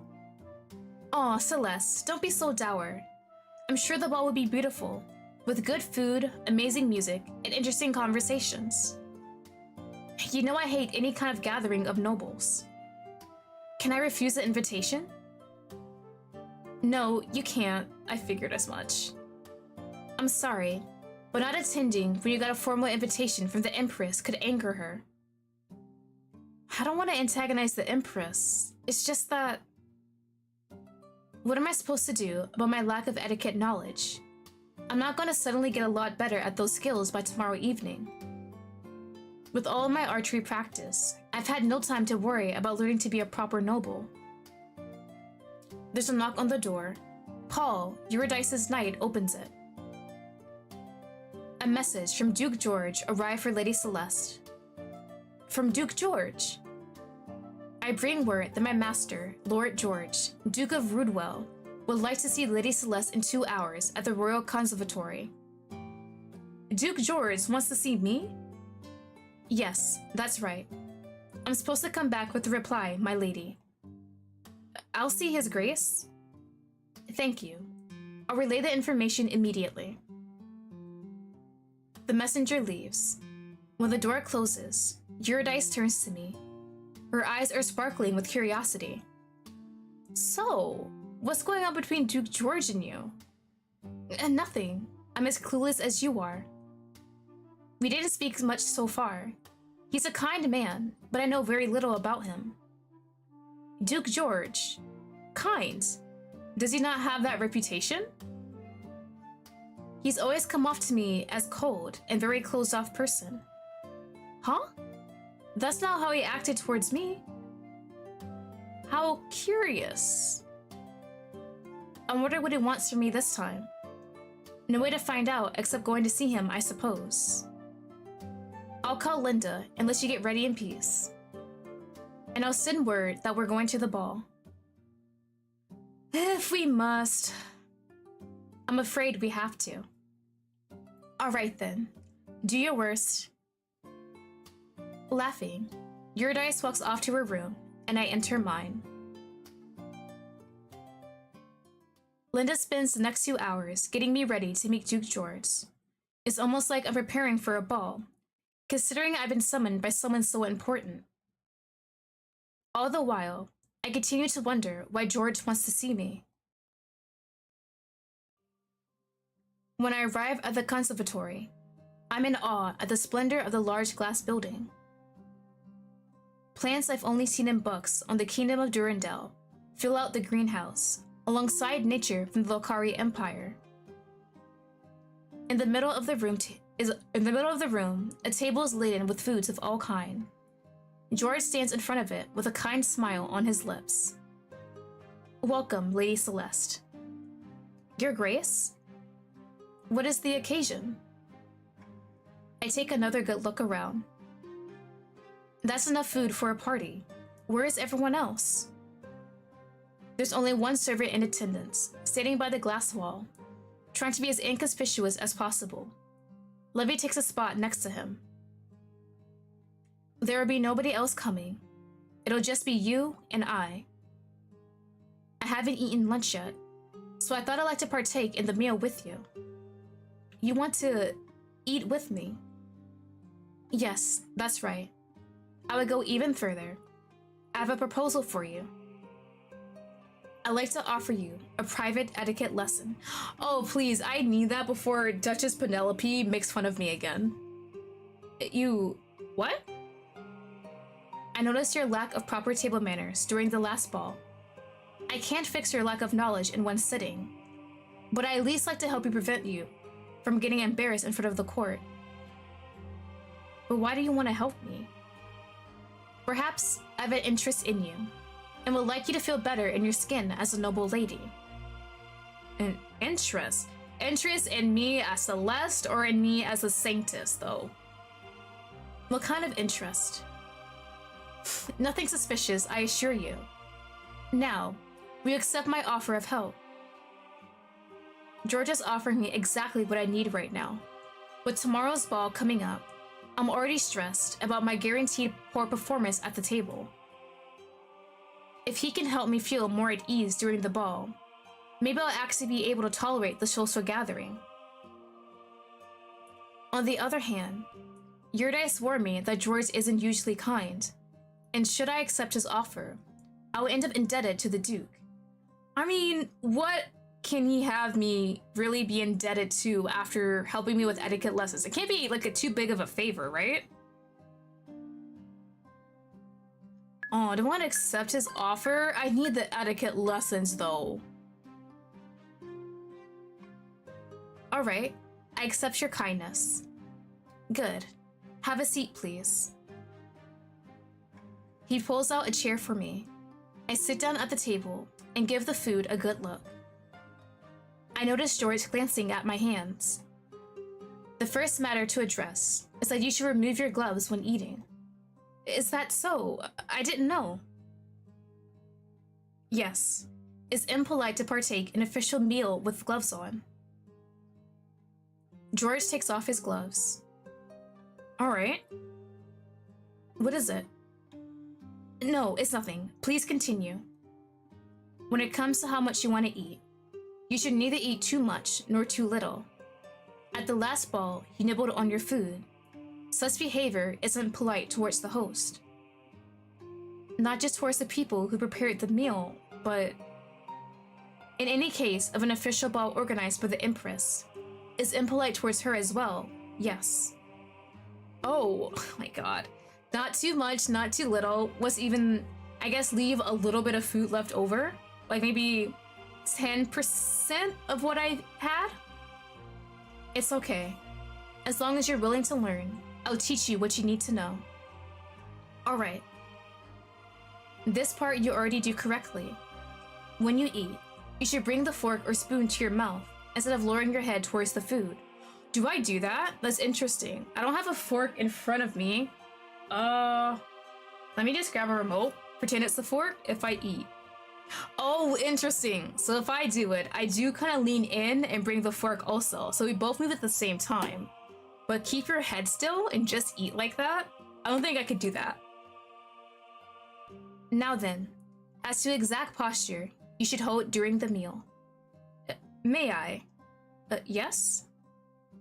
George adjusts my back and my arms gently to show me how to sit. Hold on. Let me follow example. Let me sit up. Oh god. It's weird to sit up all the way straight. I have a pillow behind my back also. Like this. Alright, I understand. Now, what's the correct spoon for the soup?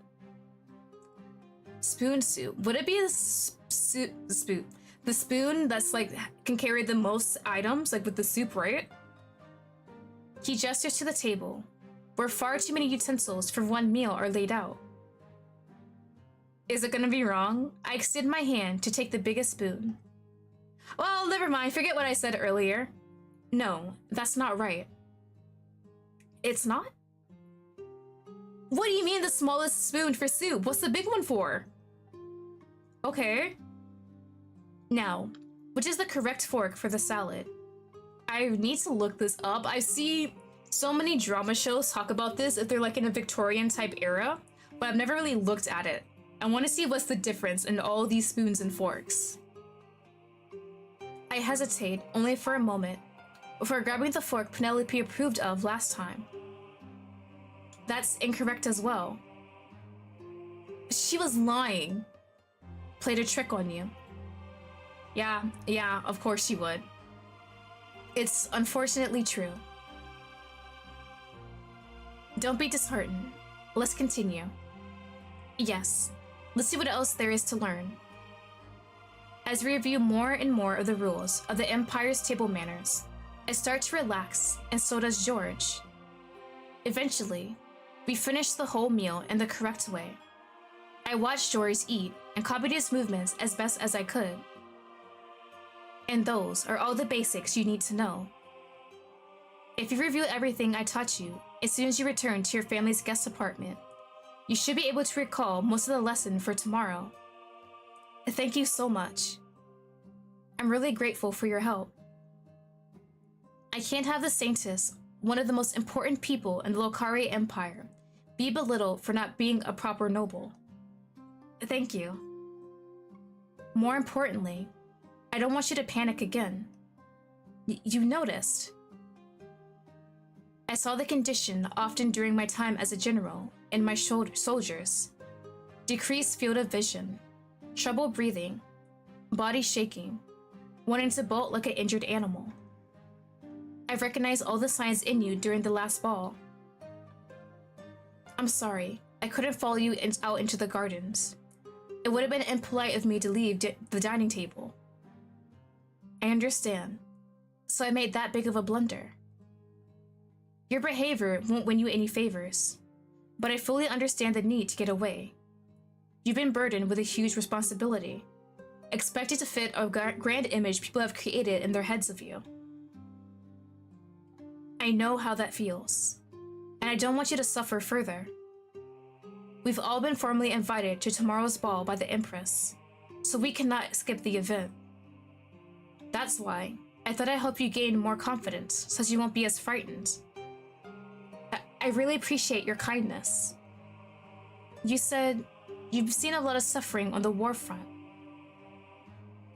Maybe you'd like to share some of this burden with me. Oh, yes. I've seen quite a lot of suffering. War injuries, loved one dying, towns burned to the ground. The desperation that comes from not being able to stop the advance of the Demon Queen's army. The lack of hope that grows because the Golden Bow has still not chosen the Saintess. And there's nothing we normal people can do to defeat the Demon Queen. And as long as she doesn't fall, the war will continue. And, with it, the destruction of everything we hold dear. The Duke's words sound so dark and ominous, but I suppose war is terrifying that way. Soon, you'll go to the war front yourself and see the destruction. You'll fight demons. You'll comprehend what vile creatures they are. You'll understand that soldiers sometimes had to make difficult choices. And perhaps, you'll end up having to make difficult choices yourself. The Duke looks at me for a minute, and the more I gaze into his eyes, the colder my heart becomes. It's like his gaze could freeze me to the core. A shiver runs down my spine. Suppose you are faced with the following dilemma. The lives of both the Crown Prince and your best friend are in danger, and you can only save one of them. Whose life would you choose to preserve? Don't make me choose. I need to think about it for a moment. Take your time, but remember, in the face of battle, you have no time to consider the options. That really sucks though. We have no time to really think about any stuff like that when we're in the battlefield. Oh, don't make, wait, is that foreshadowing? Is that foreshadowing? Do not make me choose between that. Is it gonna be like Levy or Noah to survive? No, maybe I'm thinking too deep into it. Yes, I understand that. If the Crown Prince died, then the continuity of continuity, oh my god, continuity of the Empire's succession would be broken. The Empress has no other child to take the throne. She's also been regaining long enough that, according to Lokari Empire law, as Eurydice once explained it to me, she'll soon need to pass the crown to a successor. In the face of a broken succession, the Empire will be weakened, and we're in the middle of a war. I'm sure the Demon Queen would take advantage of the chaos. On the other hand, if my best friend died, Eurydice, I imagine, whom I truly grown to love like a sister, how could I live with myself if I had to make a fast decision to protect someone? Would I wait to would I be able to make right choice between Noah and Eurydice? Would I? I don't think I would, honestly. I can't really choose one or the other, to tell you the truth. Eurydice or Prince Noah? Eurydice is my twin, but Prince Noah is the guy. I can't just do that. Okay, on the other hand, if my best friend died— oh no, I read that, right? I did. Oops. Would my body move on its own to protect Eurydice, even despite Noah's importance to the Empire? Oh, don't make me choose. Do I have to choose? If I choose, will Noah get some infection points? He does! That's hilarious. I would choose the Crown Prince. I wouldn't want the succession of the throne to be broken, because it would throw the Empire into chaos. We can't afford such a difficult situation in the middle of the war. That's the logical reason. But deep in my heart, I know I would also detest myself if I didn't protect Noah. A world where he's not alive would be painful to live in. I don't examine this feeling because right now, George is watching me with scrutiny in his gaze. What about your friends? So if I chose my friend, would you say, what about Noah?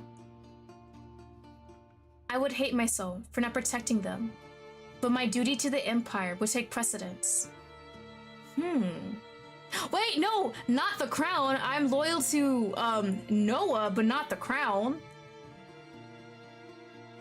I just don't want the Demon Queen to have an advantage against the Lokari Empire.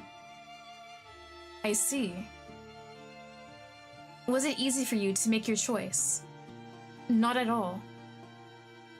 Well, that is what war is like. You can relax now. I only wanted you to see that you might have difficult choices ahead of you. Point taken.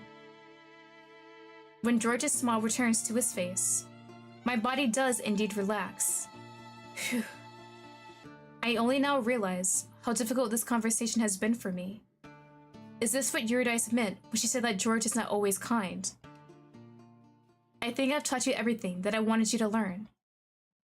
Alright, I'll see myself out then. Thank you again.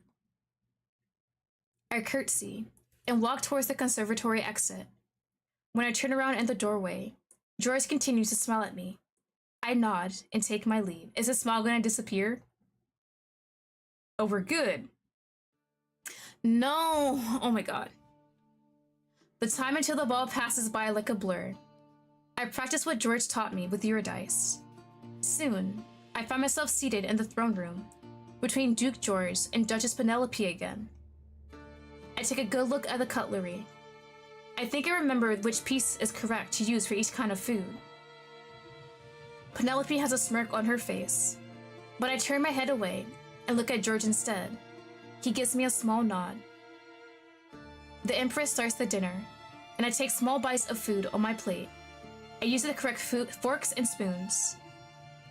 Penelope gives me a side eye, disappointed when she finds no fault in me. I relax, listening to beautiful music. In no time. Oh, thank God, that was actually quicker than I expected. Say, Saintess.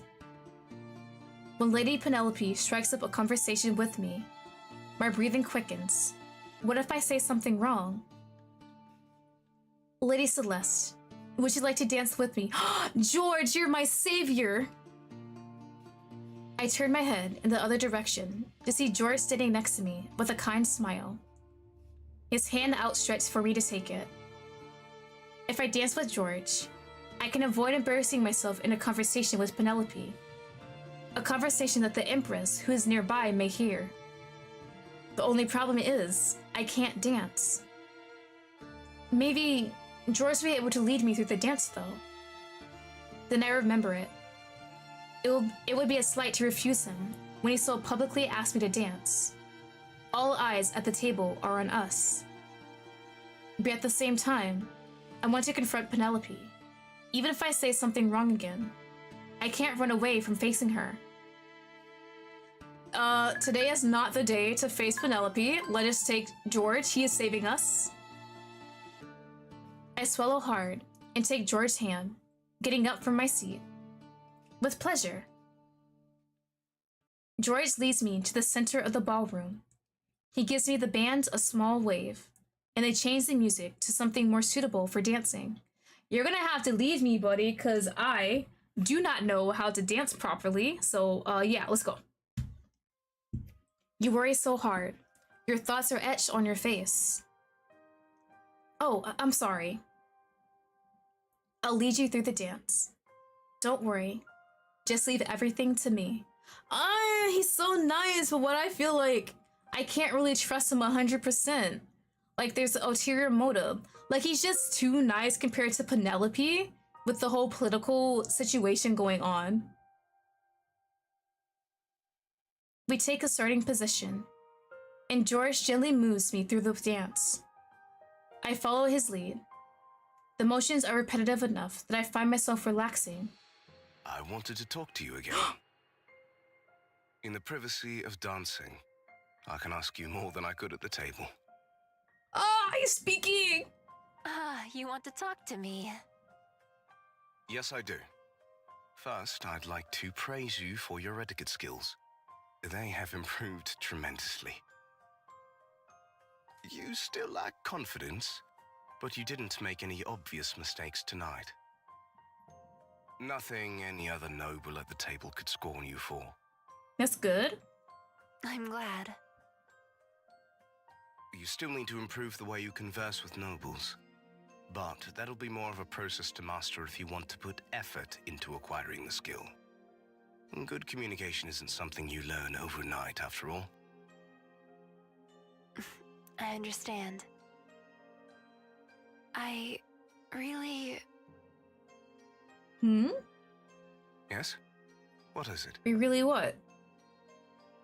I'd like to thank you from the bottom of my heart. It's because of you that I got through the meal without embarrassing myself. You didn't need to help, but you did. You're the kindest person I know.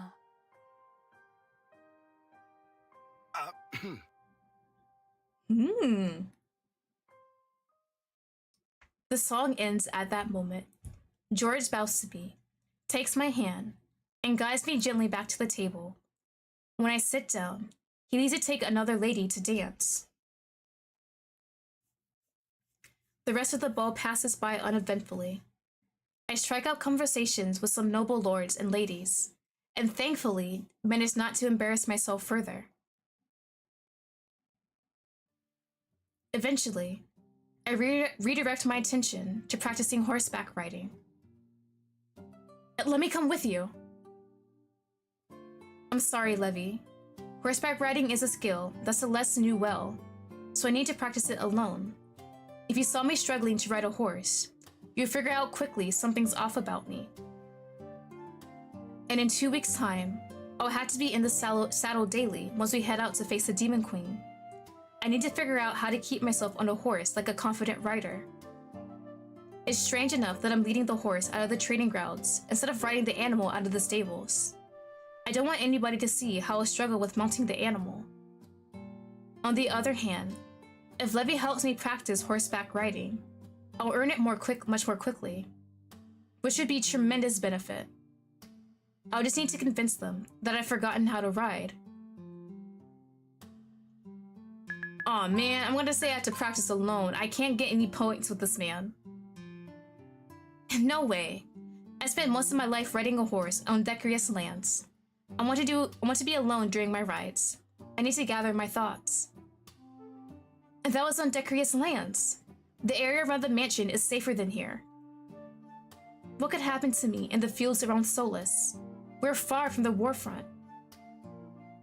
There are other dangers around than just demons. Brigands, wild animals. I have the golden bow with me that we can't really wield properly. Let me protect you. If you don't want to take me with you, then at least take someone else from the party. Levy, you're overstepping your boundaries. I said I want to ride alone. Stay here and train. I'm so sorry. I'm so sorry. All right. Understood. The hurt on Levy's face yanks at my heart, but there's little I can do to make the situation up to him. Without a teacher, the process of learning to ride will be very hard, but I have 2 more weeks to learn the basics.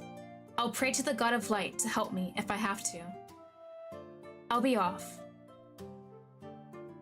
I lead the horse out of the trading grounds and into the city. I continue walking until I leave Solus through the western gate. The horse I've picked is the mildest, kindest creature I could find. She calmly walks beside me the whole way, not complaining that we're not galloping. Only when I'm in the fields outside the capital do I dare start figuring out how to mount a horse. Fun fact, I do know how to ride a horse in the basics.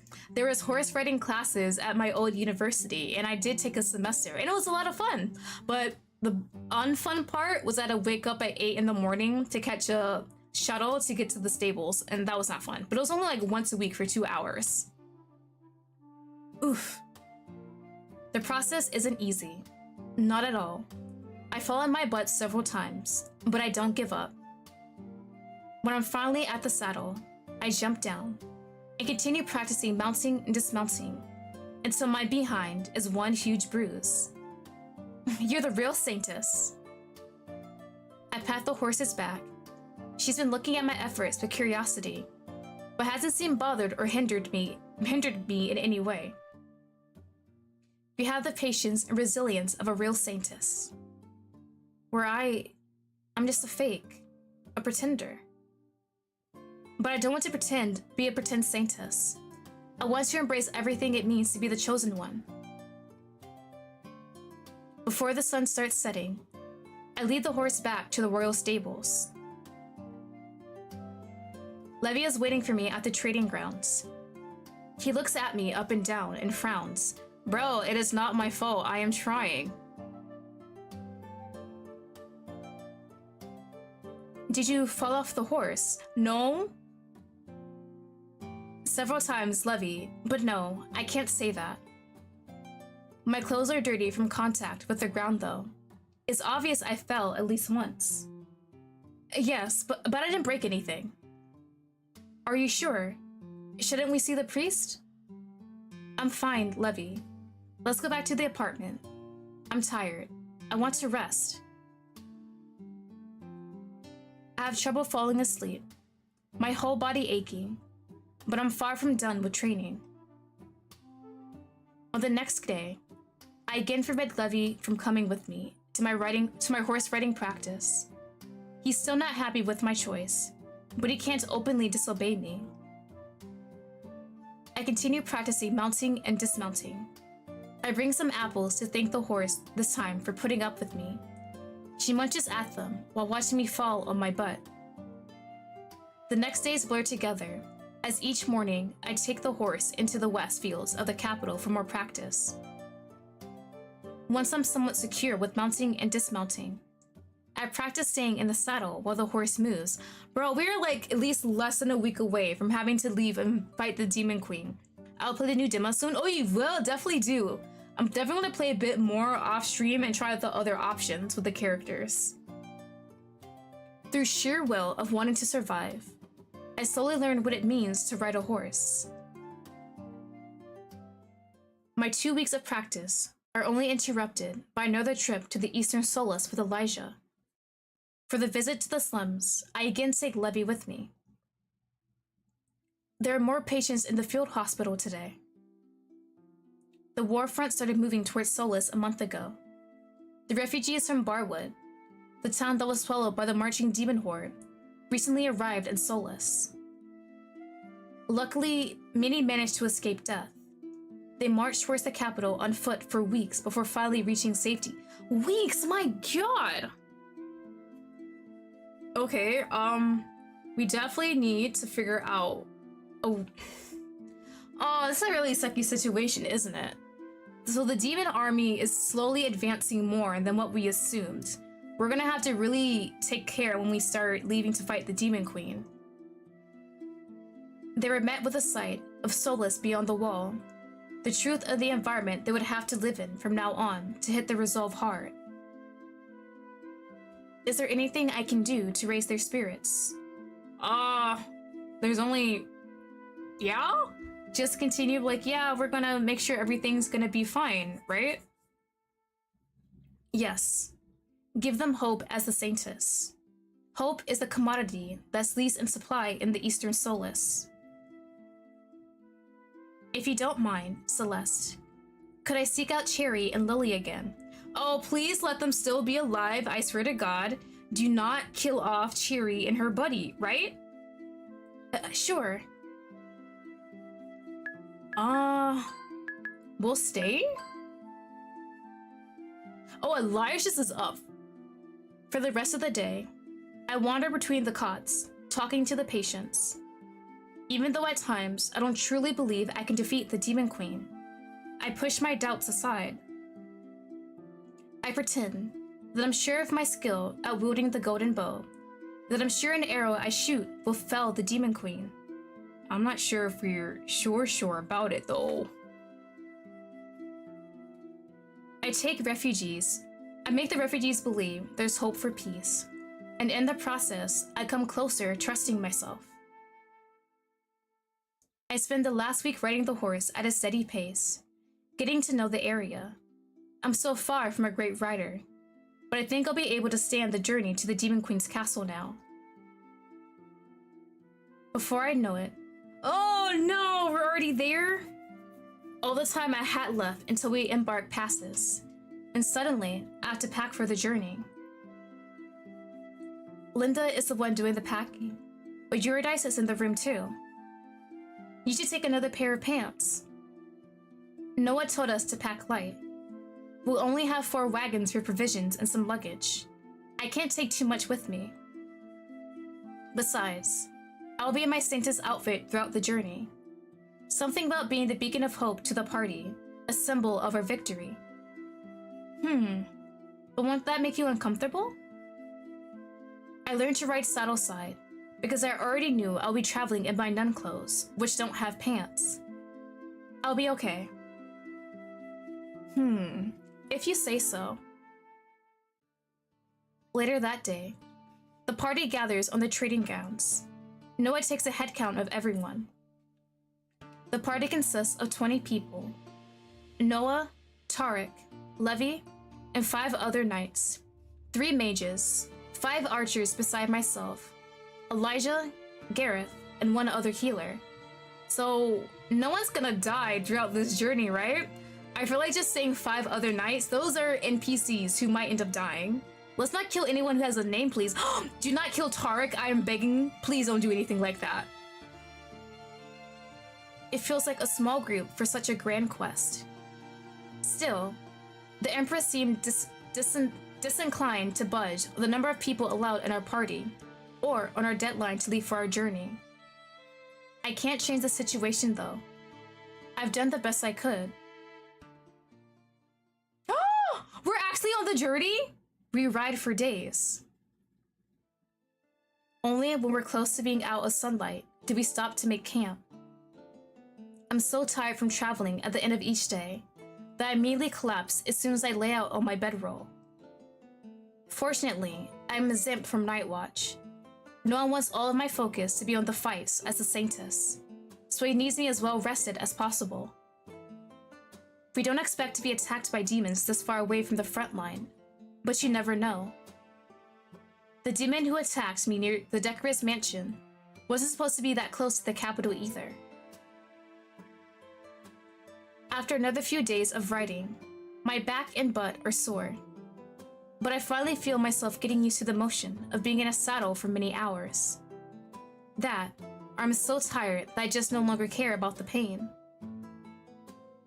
A week into our journey, I've seen so much of the beautiful Lokari Empire countryside, with its vast pastures and fields and lush forest. It's late April, so we observe farmers plowing the fields in preparation for the season, as well as planting potatoes and other vegetables. Wheat is already growing in scattered patches. I write alongside Levy and converse with him, so that the time passes by more quickly. It takes a few more days to finally get used to being in the saddle for long stretches of time. The other members of our party grow more comfortable on horseback too, and as we travel farther and farther from the capital, I start hearing more chatter amongst everyone. As the next week passes, when we get closer to the front lines, we encounter our first demons. Jesus, we're already getting close to the demons. How long have you been riding? Like 2 weeks at most? The flying eyeballs, or so I've heard the soldiers call them. There are several swarms of the creatures ahead of us. Their wings flap, and their scorpion tails slash through the air. Their mouths open to show snake-like tongues. They're honestly kinda cute. See, they're almost cute. Dodge. Fatisse, a mage I got to know during one of our conversations at camp, shouts when the demon eyes suddenly launch beams of red light towards me. I fall to the ground, and the beams pass by, just missing me by a hair. Pay more attention to the battlefield, Saintess. Easy to say when I have no combat experience. I stand next to Patrice, who has prepared a ball of water at the end of her staff, and is now firing blasts of water at the eyeballs. She hits one of them directly. Wailing, the fiend drops to the ground. Is this really your first proper fight, Saintess? Unfortunately, yes, I'm so sorry. I have no battle experience. It is. I will support you then, and so will the melee combatants. She gestures to Levy and Noah, who are now taking care of the other 2 eyeballs that attacked me. All you have to do for your part is fire the bow at the balls that are flying too high to be taken down by the swords. Also, don't forget to breathe. Only now do I take a deep breath. Alright, noted. Let's fight then. I take an arrow from my quiver and knock it into the golden bow. I draw a steadying breath and shoot the arrow at the eyeball flying at the top of the swarm. Please hit, please hit, please hit, please hit. Let's pray, let's pray. This arrow will fly straight to its target. It will hit an eyeball. Please. I miss, but the way I voice my shot allows me to learn more about the movement of the creatures. When I fire another arrow, I hit the fiend. Let's go! We got it! Okay, and take it down. Yes! No time to celebrate though. Great job, Saintess. Patrice has taken down 2 demons and the time is taking me to fell 1. But comparison is unnecessary. From what I've heard, she's a trained soldier with previous war experience. If I get more experience here on the battlefield, maybe I'll become as proficient as she is. But first, I have to survive long enough to become good at combat. So I push my fears aside and fire an arrow, then another. After a while, the fight is over. Oh, hello, wait a minute! Bro looks good as hell in some dark armor, what? Oh, that's hot, that's sexy. Hey buddy, hey! Noah looks around at our party and breathes a sigh of relief. No losses on our side. Great job, everyone. The party cheers. Phew, what a fight. Still, as my adrenaline rush subsides, I slowly become aware that my arms and legs are shaking. I take a seat with my back to a nearby tree. Are you alright? Levy runs up to me and kneels beside me. I'm not hurt, don't worry. I'm just a bit overwhelmed by the fighting. If there's anything I can do to help... No, Levy. I just need to get used to real combat with enemies rushing at me to kill me. I'm not a trained combatant like you are. Or at least I wasn't until all the training I recently completed. All I've done before is hunt prey for sport. Prey that didn't fight against me with claws or rays of magic from their eyes. We're going to encounter a lot more demons on our journey to defeat the Demon Queen. There's no time for me to mope around, but I can't stop myself from shaking. I'm sorry, you have to go through with this. If I could do anything to lessen your burden, I would. I know. Thank you, Levy. I can't be weak. I have to keep fighting. Everyone expects me to kill the Demon Queen. I have to stop being afraid. I know why the situation is so hard for me. I grew up in peace. I never had to consider fighting in a war, especially not against grotesque demons. I had to accept reality though. The life I had on Earth ended. I died. I belong to Celestial World now. I get up from my seat, taking Levy's hand. When I look around at the party, I see the priest healing the wounded. Even though I think we should make camp early, we continue traveling. By the end of the day, I'm exhausted. As we continue moving over the next week, we fight even more demons. The encounters increasing in frequency as we near the front line. We pass by contingents of the armies from the Lucari Empire and Durendal Kingdom. We exchange information and find out we're nearing Barwood, the new location of the front line since last month.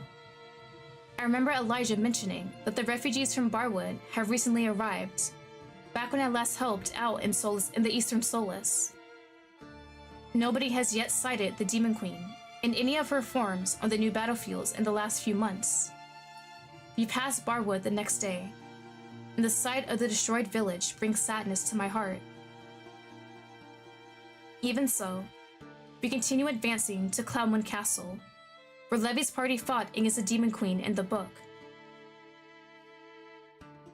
Oh, I'm sorry. Can I take a break and not fight the Demon Queen yet? This is so quick. What do you mean? Please give me time. We arrive at Cloudmoon Castle the day after tomorrow. Be ready to engage with hordes of demons. The town in front of the castle has been overtaken by hundreds of fiends. We'll be entering the real battlefield now. Noah gives us instructions on how to fight as a party. We'll divide into 4 formations, and everyone will be assigned a specific area to defend.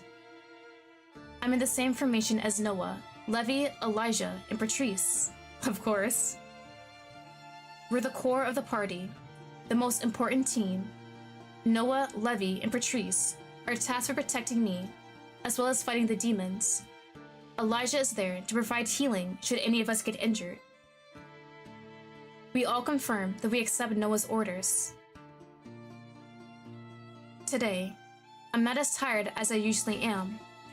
I glanced around and noticed the serious expressions on everyone's faces. Is there anything I could do to help cheer up our— No, I'm not even gonna attempt to cheer up our group. A party, girl! What if we throw a party? I could maybe hunt down some game with a golden bow. No, wait. I don't think I know enough about hunting to manage that by myself. What's in your mind, Celeste?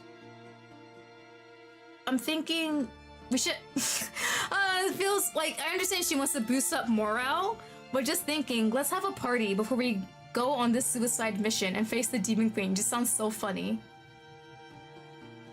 How about we throw a party with some real food instead of the hardtack and smoked meat we usually have for rations? That sounds like a good idea. I can get the archers to come with us so we can hunt down some fresh deer. Are you sure you want to go? Yes. I agree that a party would help everyone focus more on our upcoming victory and lessen all the recent brushes with death. Levy goes to chat with the archers by their tent. A man and 2 women agree to take part in our small plan. Or so I assume when I see them grab their bows. Each of them goes into the woods in a different direction, and so do Levy and myself. I don't actually know how to hunt, but I couldn't have to admit that to Levy, since Celeste was an excellent huntress. So for a few hours, I just fumbled through the woods. I don't manage to bring anything back with me, but Levy and the others don't question my lack of game. They say that it was difficult to find any animals due to the nearby presence of the demons. Thank God for the demons to give me an excuse. The others at camp cheer up when the fresh venison starts cooking on the campfire, and the heavenly smell reaches their noses. I gather everyone around the fire, chatting excitedly. Levy and I change into more comfortable clothing. The others decide to remove their gear as well, switching to more casual outfits. Levy takes out his lute and plays a few notes. I completely forgotten that Levy is musically inclined. The novel mentioned in passing that he sings and plays the lute. I get to experience his singing for real now. That's wonderful. Noah sits down next to Levy, drinking from a cup. He also changed clothes, though his outfit is still pretty fancy. It's great to see everyone relaxing. It is, isn't it? Look at this. I turn around to see Elijah behind me. He's changed his clothes as well. He looks good out of priest robes. Look at this. All three of the love interests all just sitting together. Isn't this such a nice sight in front of me? Let me take a quick water break.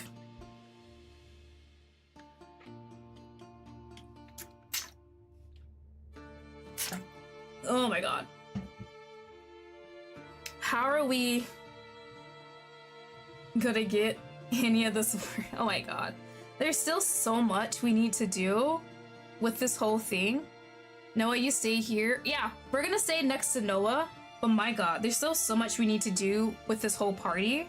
I am praying we can figure out a way to defeat the Demon Queen. Well, it's still so surreal that we're getting so close to her. We're like a day away from fighting this lady, and I do not want to be near her at all. We can't be doom and gloom all the time. Some fun is required now, and then to keep our sanity. Is it now? Elijah trails off, looking to the side with a thoughtful expression. I want to ask him what he means, but Noah suddenly waves at me. Celeste, come over here. Alright, on my way. What's up, buddy? When I look back at where Elijah was standing, he's already gone. Wandered off to the side of camp where Gareth and the other priests are opening a tall bottle. Did they bring alcohol with them on the quest? We definitely need a nice drink before we rush over to our deaths. I suppose it's alright to drink from time to time. I approach Noah and Levy instead. When I come close, Levy starts singing a song. It's a happy tune. Folk music about a party of adventurers who have fun solving people's problems by killing demons. I sit down on the other side of Levy. Noah nods at me with a smile, but doesn't say anything, and I keep quiet too. I don't want to interrupt Levy's singing. Levy has a wonderful voice, calming and fun to hear. Some members of the party start clapping to the rhythm. Others move in a dance. When the meat is ready, Tarek slices it up and serves everyone. We eat and drink, chat and laugh. Later, Levy continues playing the lute and singing as people dance more. It's a happy time, a memory I'm sure I'll look back on with fondness later. At some point during the party, Tarek approaches me with a bright smile on her lips. How are you faring, Saintess? Better now. I notice you seem in low spirits after the fights with demons. Does fighting demons get easier with time? You get used to combat eventually. There are just a few types of demons, and you can quickly learn what to expect from each of them. Yes, I think fighting is easier with time. I'm going to share something personal of my own with you now. Please, don't tell anybody I said this. Of course. As the leader of the Palace Guard, I fight humans more often than demons. I think combat against demons is easier than fighting and possibly killing a fellow human. I hope you'll never experience the need to take a person's life. Don't let that be foreshadowing, please. Oh. Tarek's words make my blood freeze when I realize what she's trying to convey with me. I understand. Some demons have humanoid forms. Make no mistake though. No matter how much they resemble humans, they're not like us. They only want humanity's destruction. Why do demons detest humans so much? Nobody knows. One day, 20 years ago, the portal to the demon world opened on the Lukari Empire's eastern border. Demons pulled out of it and brought carnage to the easternmost towns and villages. Demons speak their own language. Nobody knows what they say to each other when they communicate with each other. There's also no written word. All attempts at learning their languages have failed. Only the Demon Queen can speak the human tongue. How did she learn our language? Some say she gained the knowledge by eating humans, which also gave her the ability to take a human form. Oh! The Demon Queen has no humanity either. She's the vilest of the fiends. There will be many more fights with demons ahead of us as we near the front line. You get more experience killing the enemy, and eventually growing more comfortable with battle. Don't worry, Saintess. We'll protect you. All I have to do is stand at the back of the formation and shoot arrows. I feel like my task is easier than yours, because I'm not a frontliner. No one else can do your task. We're here to make sure you're able to complete it. I'll do my very best. Thank you, Tarek. I feel lighter now. I'm so not sure if I can get used to killing demons, but I know I need to do my part. It's okay to feel lost, Saintess. If you ever feel afraid again, seek me out. I'll provide my support. Thank you. After my conversation with Tarek, I returned to the celebration. Looking at everyone dancing, singing, and laughing lifts my spirits further. We may be going on a grand quest, but that doesn't mean we have to be serious all the time. What do you mean? Can we not? Oh, don't let me fight her now. The sky is ashen with smoke from the burning houses of Klamon. Demons of different terrifying shapes are flying above the rubble. We need to push through the ruins of the town to reach Klamon Castle. Can we not? Can we stay somewhere else? I'm gonna crash out. I don't want to fight her. We all confirm our understanding of Noah's orders. Then we get into our planned formations. I take a position at the back of my group, next to Patrice and Elijah, and Noah and Levy take the front. I glance over to the other groups. Noah has organized them similarly to ours, an archer, a caster, and a few frontliners for each party. Clear the road to Klamon Castle. Formations 1 and 2. You're going first. Formations 3 and 4. You'll follow after the first 2 groups clear the path. I'm in Formation 3. Noah had us wait a few minutes before he moved deeper into Klamon. The first 2 formations have already cleared the path, but demons pull between our groups and theirs, landing on the ground in a flap of wings. To clear a way for all of our groups toward the castle, we'll have to put up a fight. Do we have to, though? I grip the golden bow more firmly and take an arrow out of the quiver. There is no time to be afraid. We'll have to break through, and I have to do my part. Oh, well, look at that! I don't think I've seen that demon before. Okay. A devil blocks our path. He's a humanoid demon with a whip made of fire.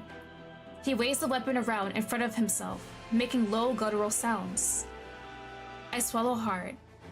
The fact that he looks so human is unsettling. I remind myself of my conversation with Tarek at the campfire. The demons are not humans. Advance! Noah gives the order. Our formations get into fighting stances. The frontliners, Levy and Noah, run up to the devil and engage him in a melee.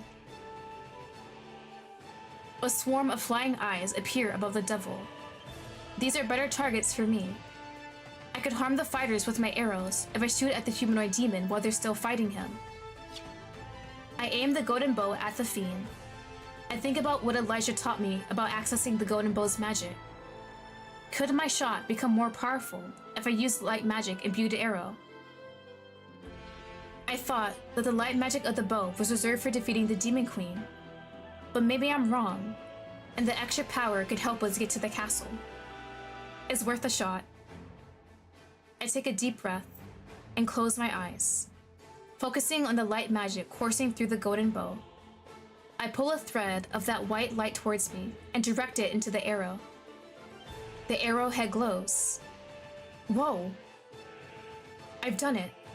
I managed to pull the magic into the arrow properly. I feel like my hold on the holy power might slip at any time, so I quickly aim the arrow at the flying eyeballs, remembering what I know about their movement from earlier fights. I shoot. Oh, thank God. So we at least know we can use the power of the golden bow for that. Thank goddamn God, because I would lose my mind. I hit the flying eyeball at the top of the swarm.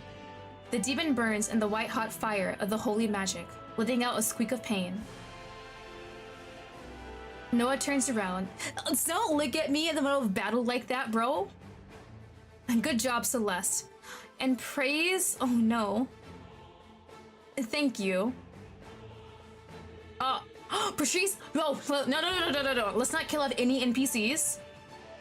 Just then, I hear a soul-tearing cry from Patrice. When I turn around to find her, I see... Oh my god. No, she's gonna survive that. We have Elijah on our side, right? Just walk it off. A devil has sunk his claws into her stomach. She's gonna make it. Just walk it off. Just walk it off, girl. Patrice? The devil twists his claws deeper into Patrice's body. Oh my god. The sight is gruesome, but I can't take my eyes off my companion. Oh my god, wait, no. Is this gonna be the thing? Choose Noah or choose Patrice? Don't, no. Game, let's not. And yet, I focused so much on myself that I didn't realize a demon was near her. And now... Noah runs up to the devil and impales the fiend with his sword. Noah, you are my savior. With an inhuman wail, the creature falls to the ground, dead. Patrice's body slides to the ground too.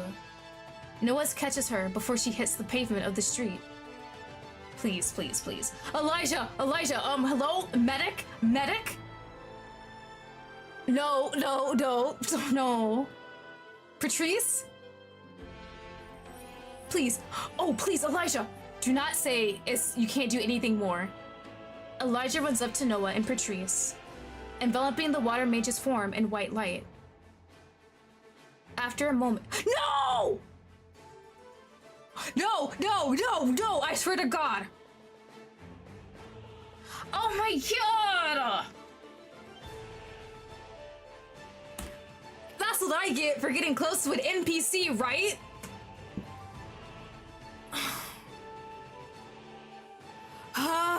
Okay. I'm gonna lose it. What do you mean? We were just getting close to her. She was so nice. That better be the only NPC that gets killed off. No. My morale is so goddamn low. What do you mean? The realization that we lost Patrice hits me like a wall of bricks. When I look at her eyes again, the light in them has dimmed. Noah lowers her eye. Okay. Yeah, it's my fault, apparently. Rest in peace, Patrice. You'll be remembered as a great fighter. Tears well up in my eyes. I hug myself. I don't even have the luxury to cry right now. I gotta defeat the Demon Queen. Yeah, but there's no time to cry. As soon as the demons notice we're not paying attention to our surroundings, they swarm us again. But we won't join Patrice on the other side. Not today. We fight even more fiercely than before. The woman had dreams, much like I do. She wanted to help defeat the Demon Queen, and now she's gone. So quickly, in a single moment when I wasn't looking. We continue making our way through Cloudlands, getting closer and closer to the castle. But each victory feels sour. An hour passes, or maybe 4. Time flows differently when you're fighting for your life. I'm terrified and tired, but the real battle hasn't even started yet. We finally regroup with the other formations in front of the castle gates. Are we actually about to confront the Demon Queen though?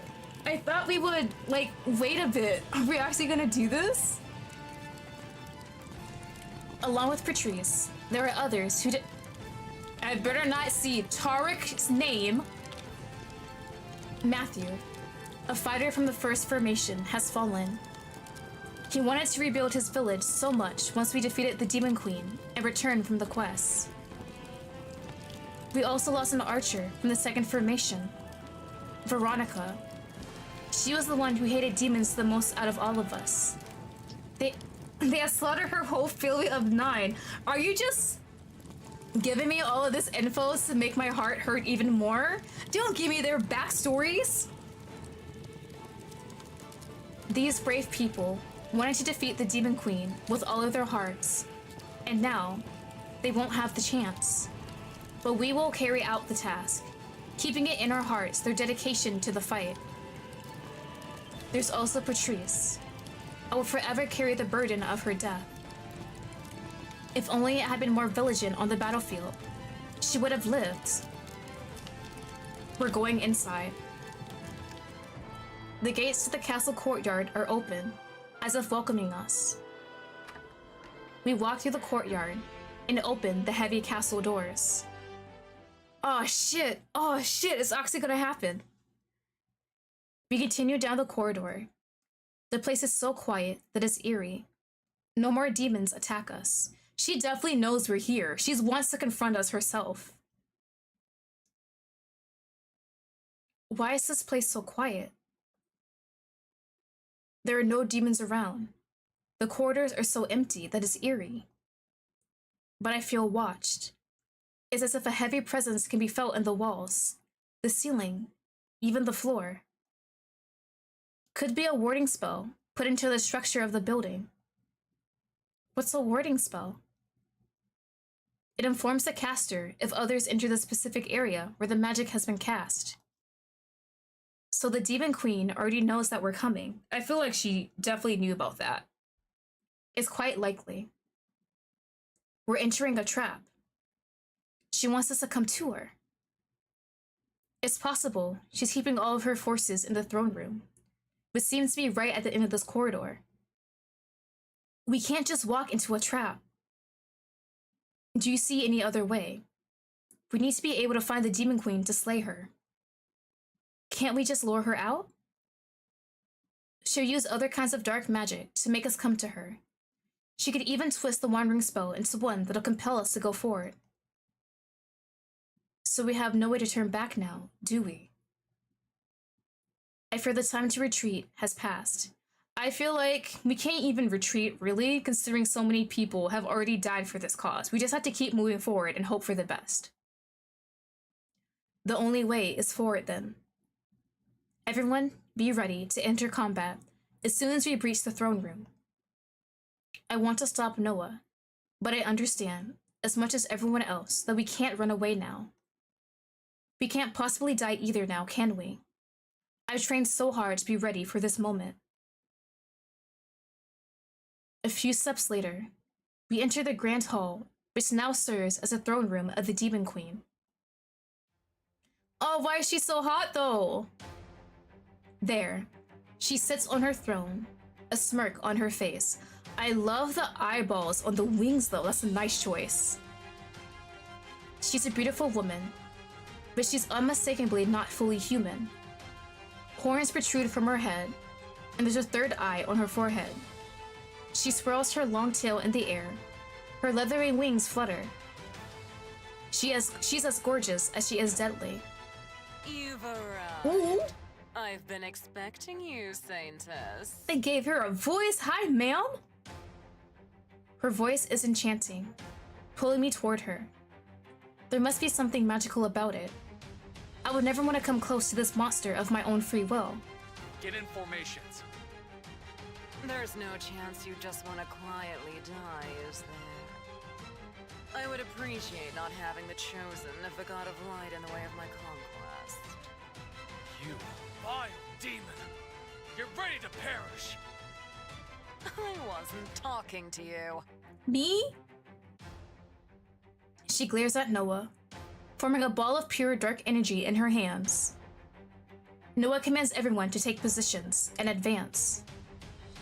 As Noah and Levy and the other melee combatants run into their room, the door on the opposite side of the hall bursts open, and a swarm of demons pours in. Of course, we're not just fighting her by herself.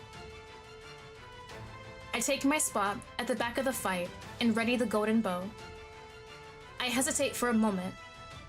If I kill the Demon Queen, will the other monsters stop fighting? I mean, we have to kill her either way. It's worth a try, isn't it? I aim the golden bow at the Demon Queen's heart. Wait, can we... Will it actually work? So we gotta harness the light. I take a few deep breaths, doing what I can to steady myself. The Demon Queen notices I'm aiming the weapon at her. The confident, amused smirk returns to her face. Let's have some fun, shall we? No thank you. Can you just die quietly yourself? I do my best to remember what Elijah told me about accessing the golden bow's light magic. Don't fail me. Oh, it's gonna fail, isn't it? I try to gather the power in the arrow. The golden bow resists me. Not now! Oh my god. There's red magical energy gathering in the palm of the Demon Queen's hand. She's not looking at me, but... No! Am I gonna jump in the way to save him? Am I gonna sacrifice myself? I welcome her being distracted. I'm as ready as I'll ever be. I let the arrow, imbued with light magic, fly at the Demon Queen. Just then, she releases the bolt of magic in her hands at Noah. When she glances back in my direction, the arrow is almost at her heart, but... Wait. I thought the arrow pierced her heart, but she suddenly waves her hand in the air. What do you mean? What is the point? I had to catch her off guard? The arrow's magic fails. It bounces off an invisible shield and Girl, she has a damn shield? This reminds me of like fights when you have the shield and you have to... Oh my god, I'm gonna lose it. I just can't kill her easily like that? What do you mean? No! That was the only time she was distracted. She's not gonna get distracted again, is she? Die! Wait! No, wait! Don't tell me I could... Oh my god, Chad, I'm not making it. I'm just gonna die after this. It's controlling spell and he's gonna kill me? Noah. Bro, when I like a fictional man and he's trying to kill me. Just then, I notice Noah running straight at me, pointing his sword at my chest. Is it actually gonna hit? There's an aura of red magic around him, and his eyes look so lifeless. Be a good puppet and kill the Saintess for me. There's no way Saintess is gonna die, right? No! Noah! Where do we go from here? He cares for you. Isn't it fun to use the one who adores you against you? No, it's not. No! No! Am I actually gonna die? Is this actually happening? There's no shot, right? There's no shot. I take a few steps back, but Noah, controlled by the Demon's Queen magic, moves more quickly than any normal human.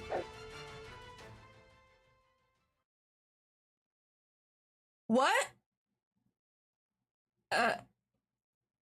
Those words are not saying what I think they're saying, right? No, no. Where? What? Huh? He runs the sword straight through my chest. Oh my god. I didn't think this would hurt me so much.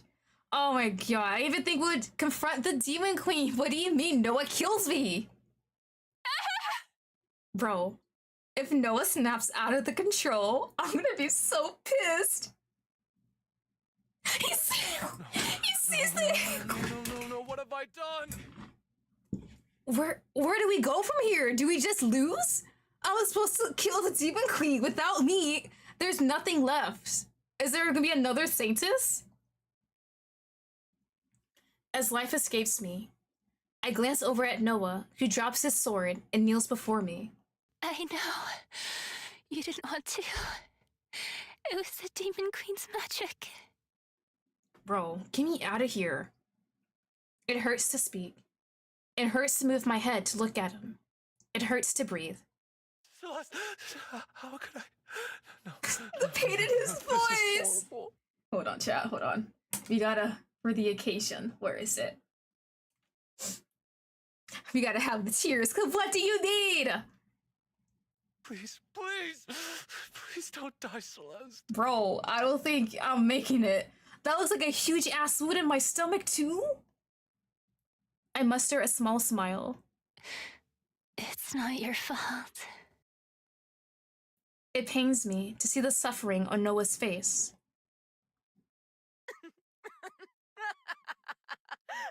Bro, she basically won at this point. Is there gonna be another Saintess?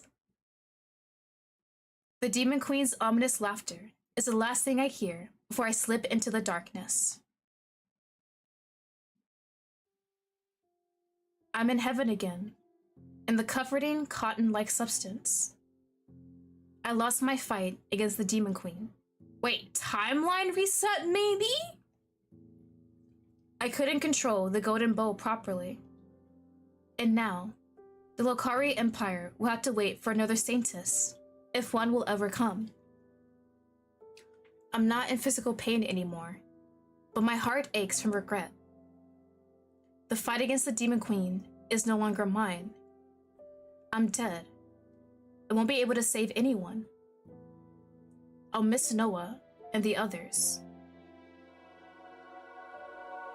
The heavenly sound can be heard in the quiet of this space again. You must fight on. I tried, bro! I got defeated! What do you want from me? The angelic voice is back. What do you mean I have to continue fighting? I'm dead!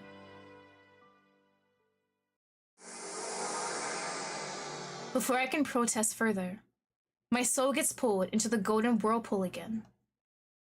I close my eyes, becoming dizzy like last time.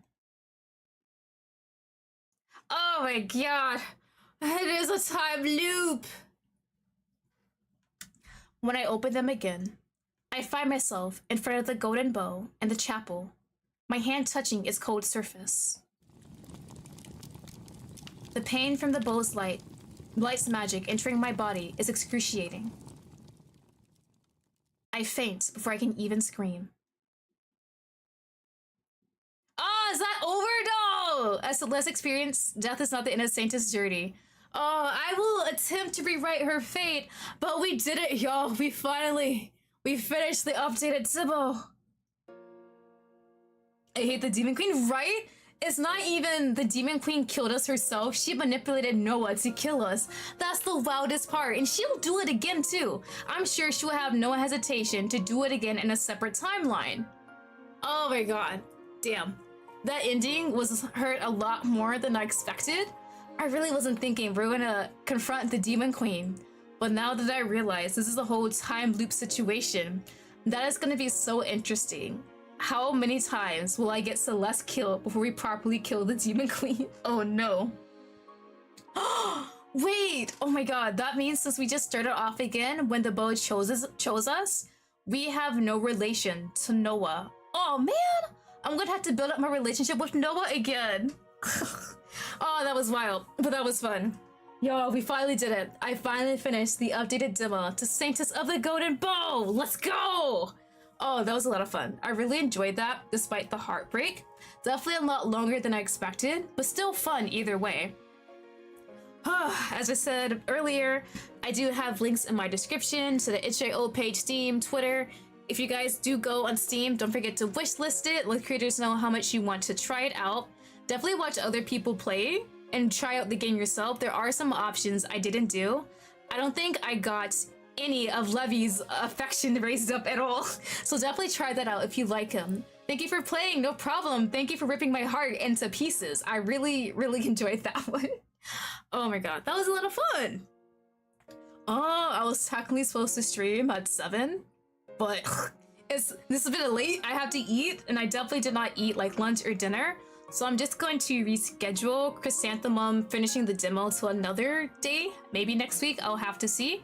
But that's it for today. Next stream for real is Saturday. Gonna be playing the updated demo to Chromatic Agape. I cannot wait. I first played that as a recorded video on my YouTube channel. And from what I've seen, the creators have made the character customization where I can create my own self in the game. So I'm looking forward to doing that so much. But that is it for today's stream. Hope you guys all enjoyed it, and I'll see you guys all later. Bye bye!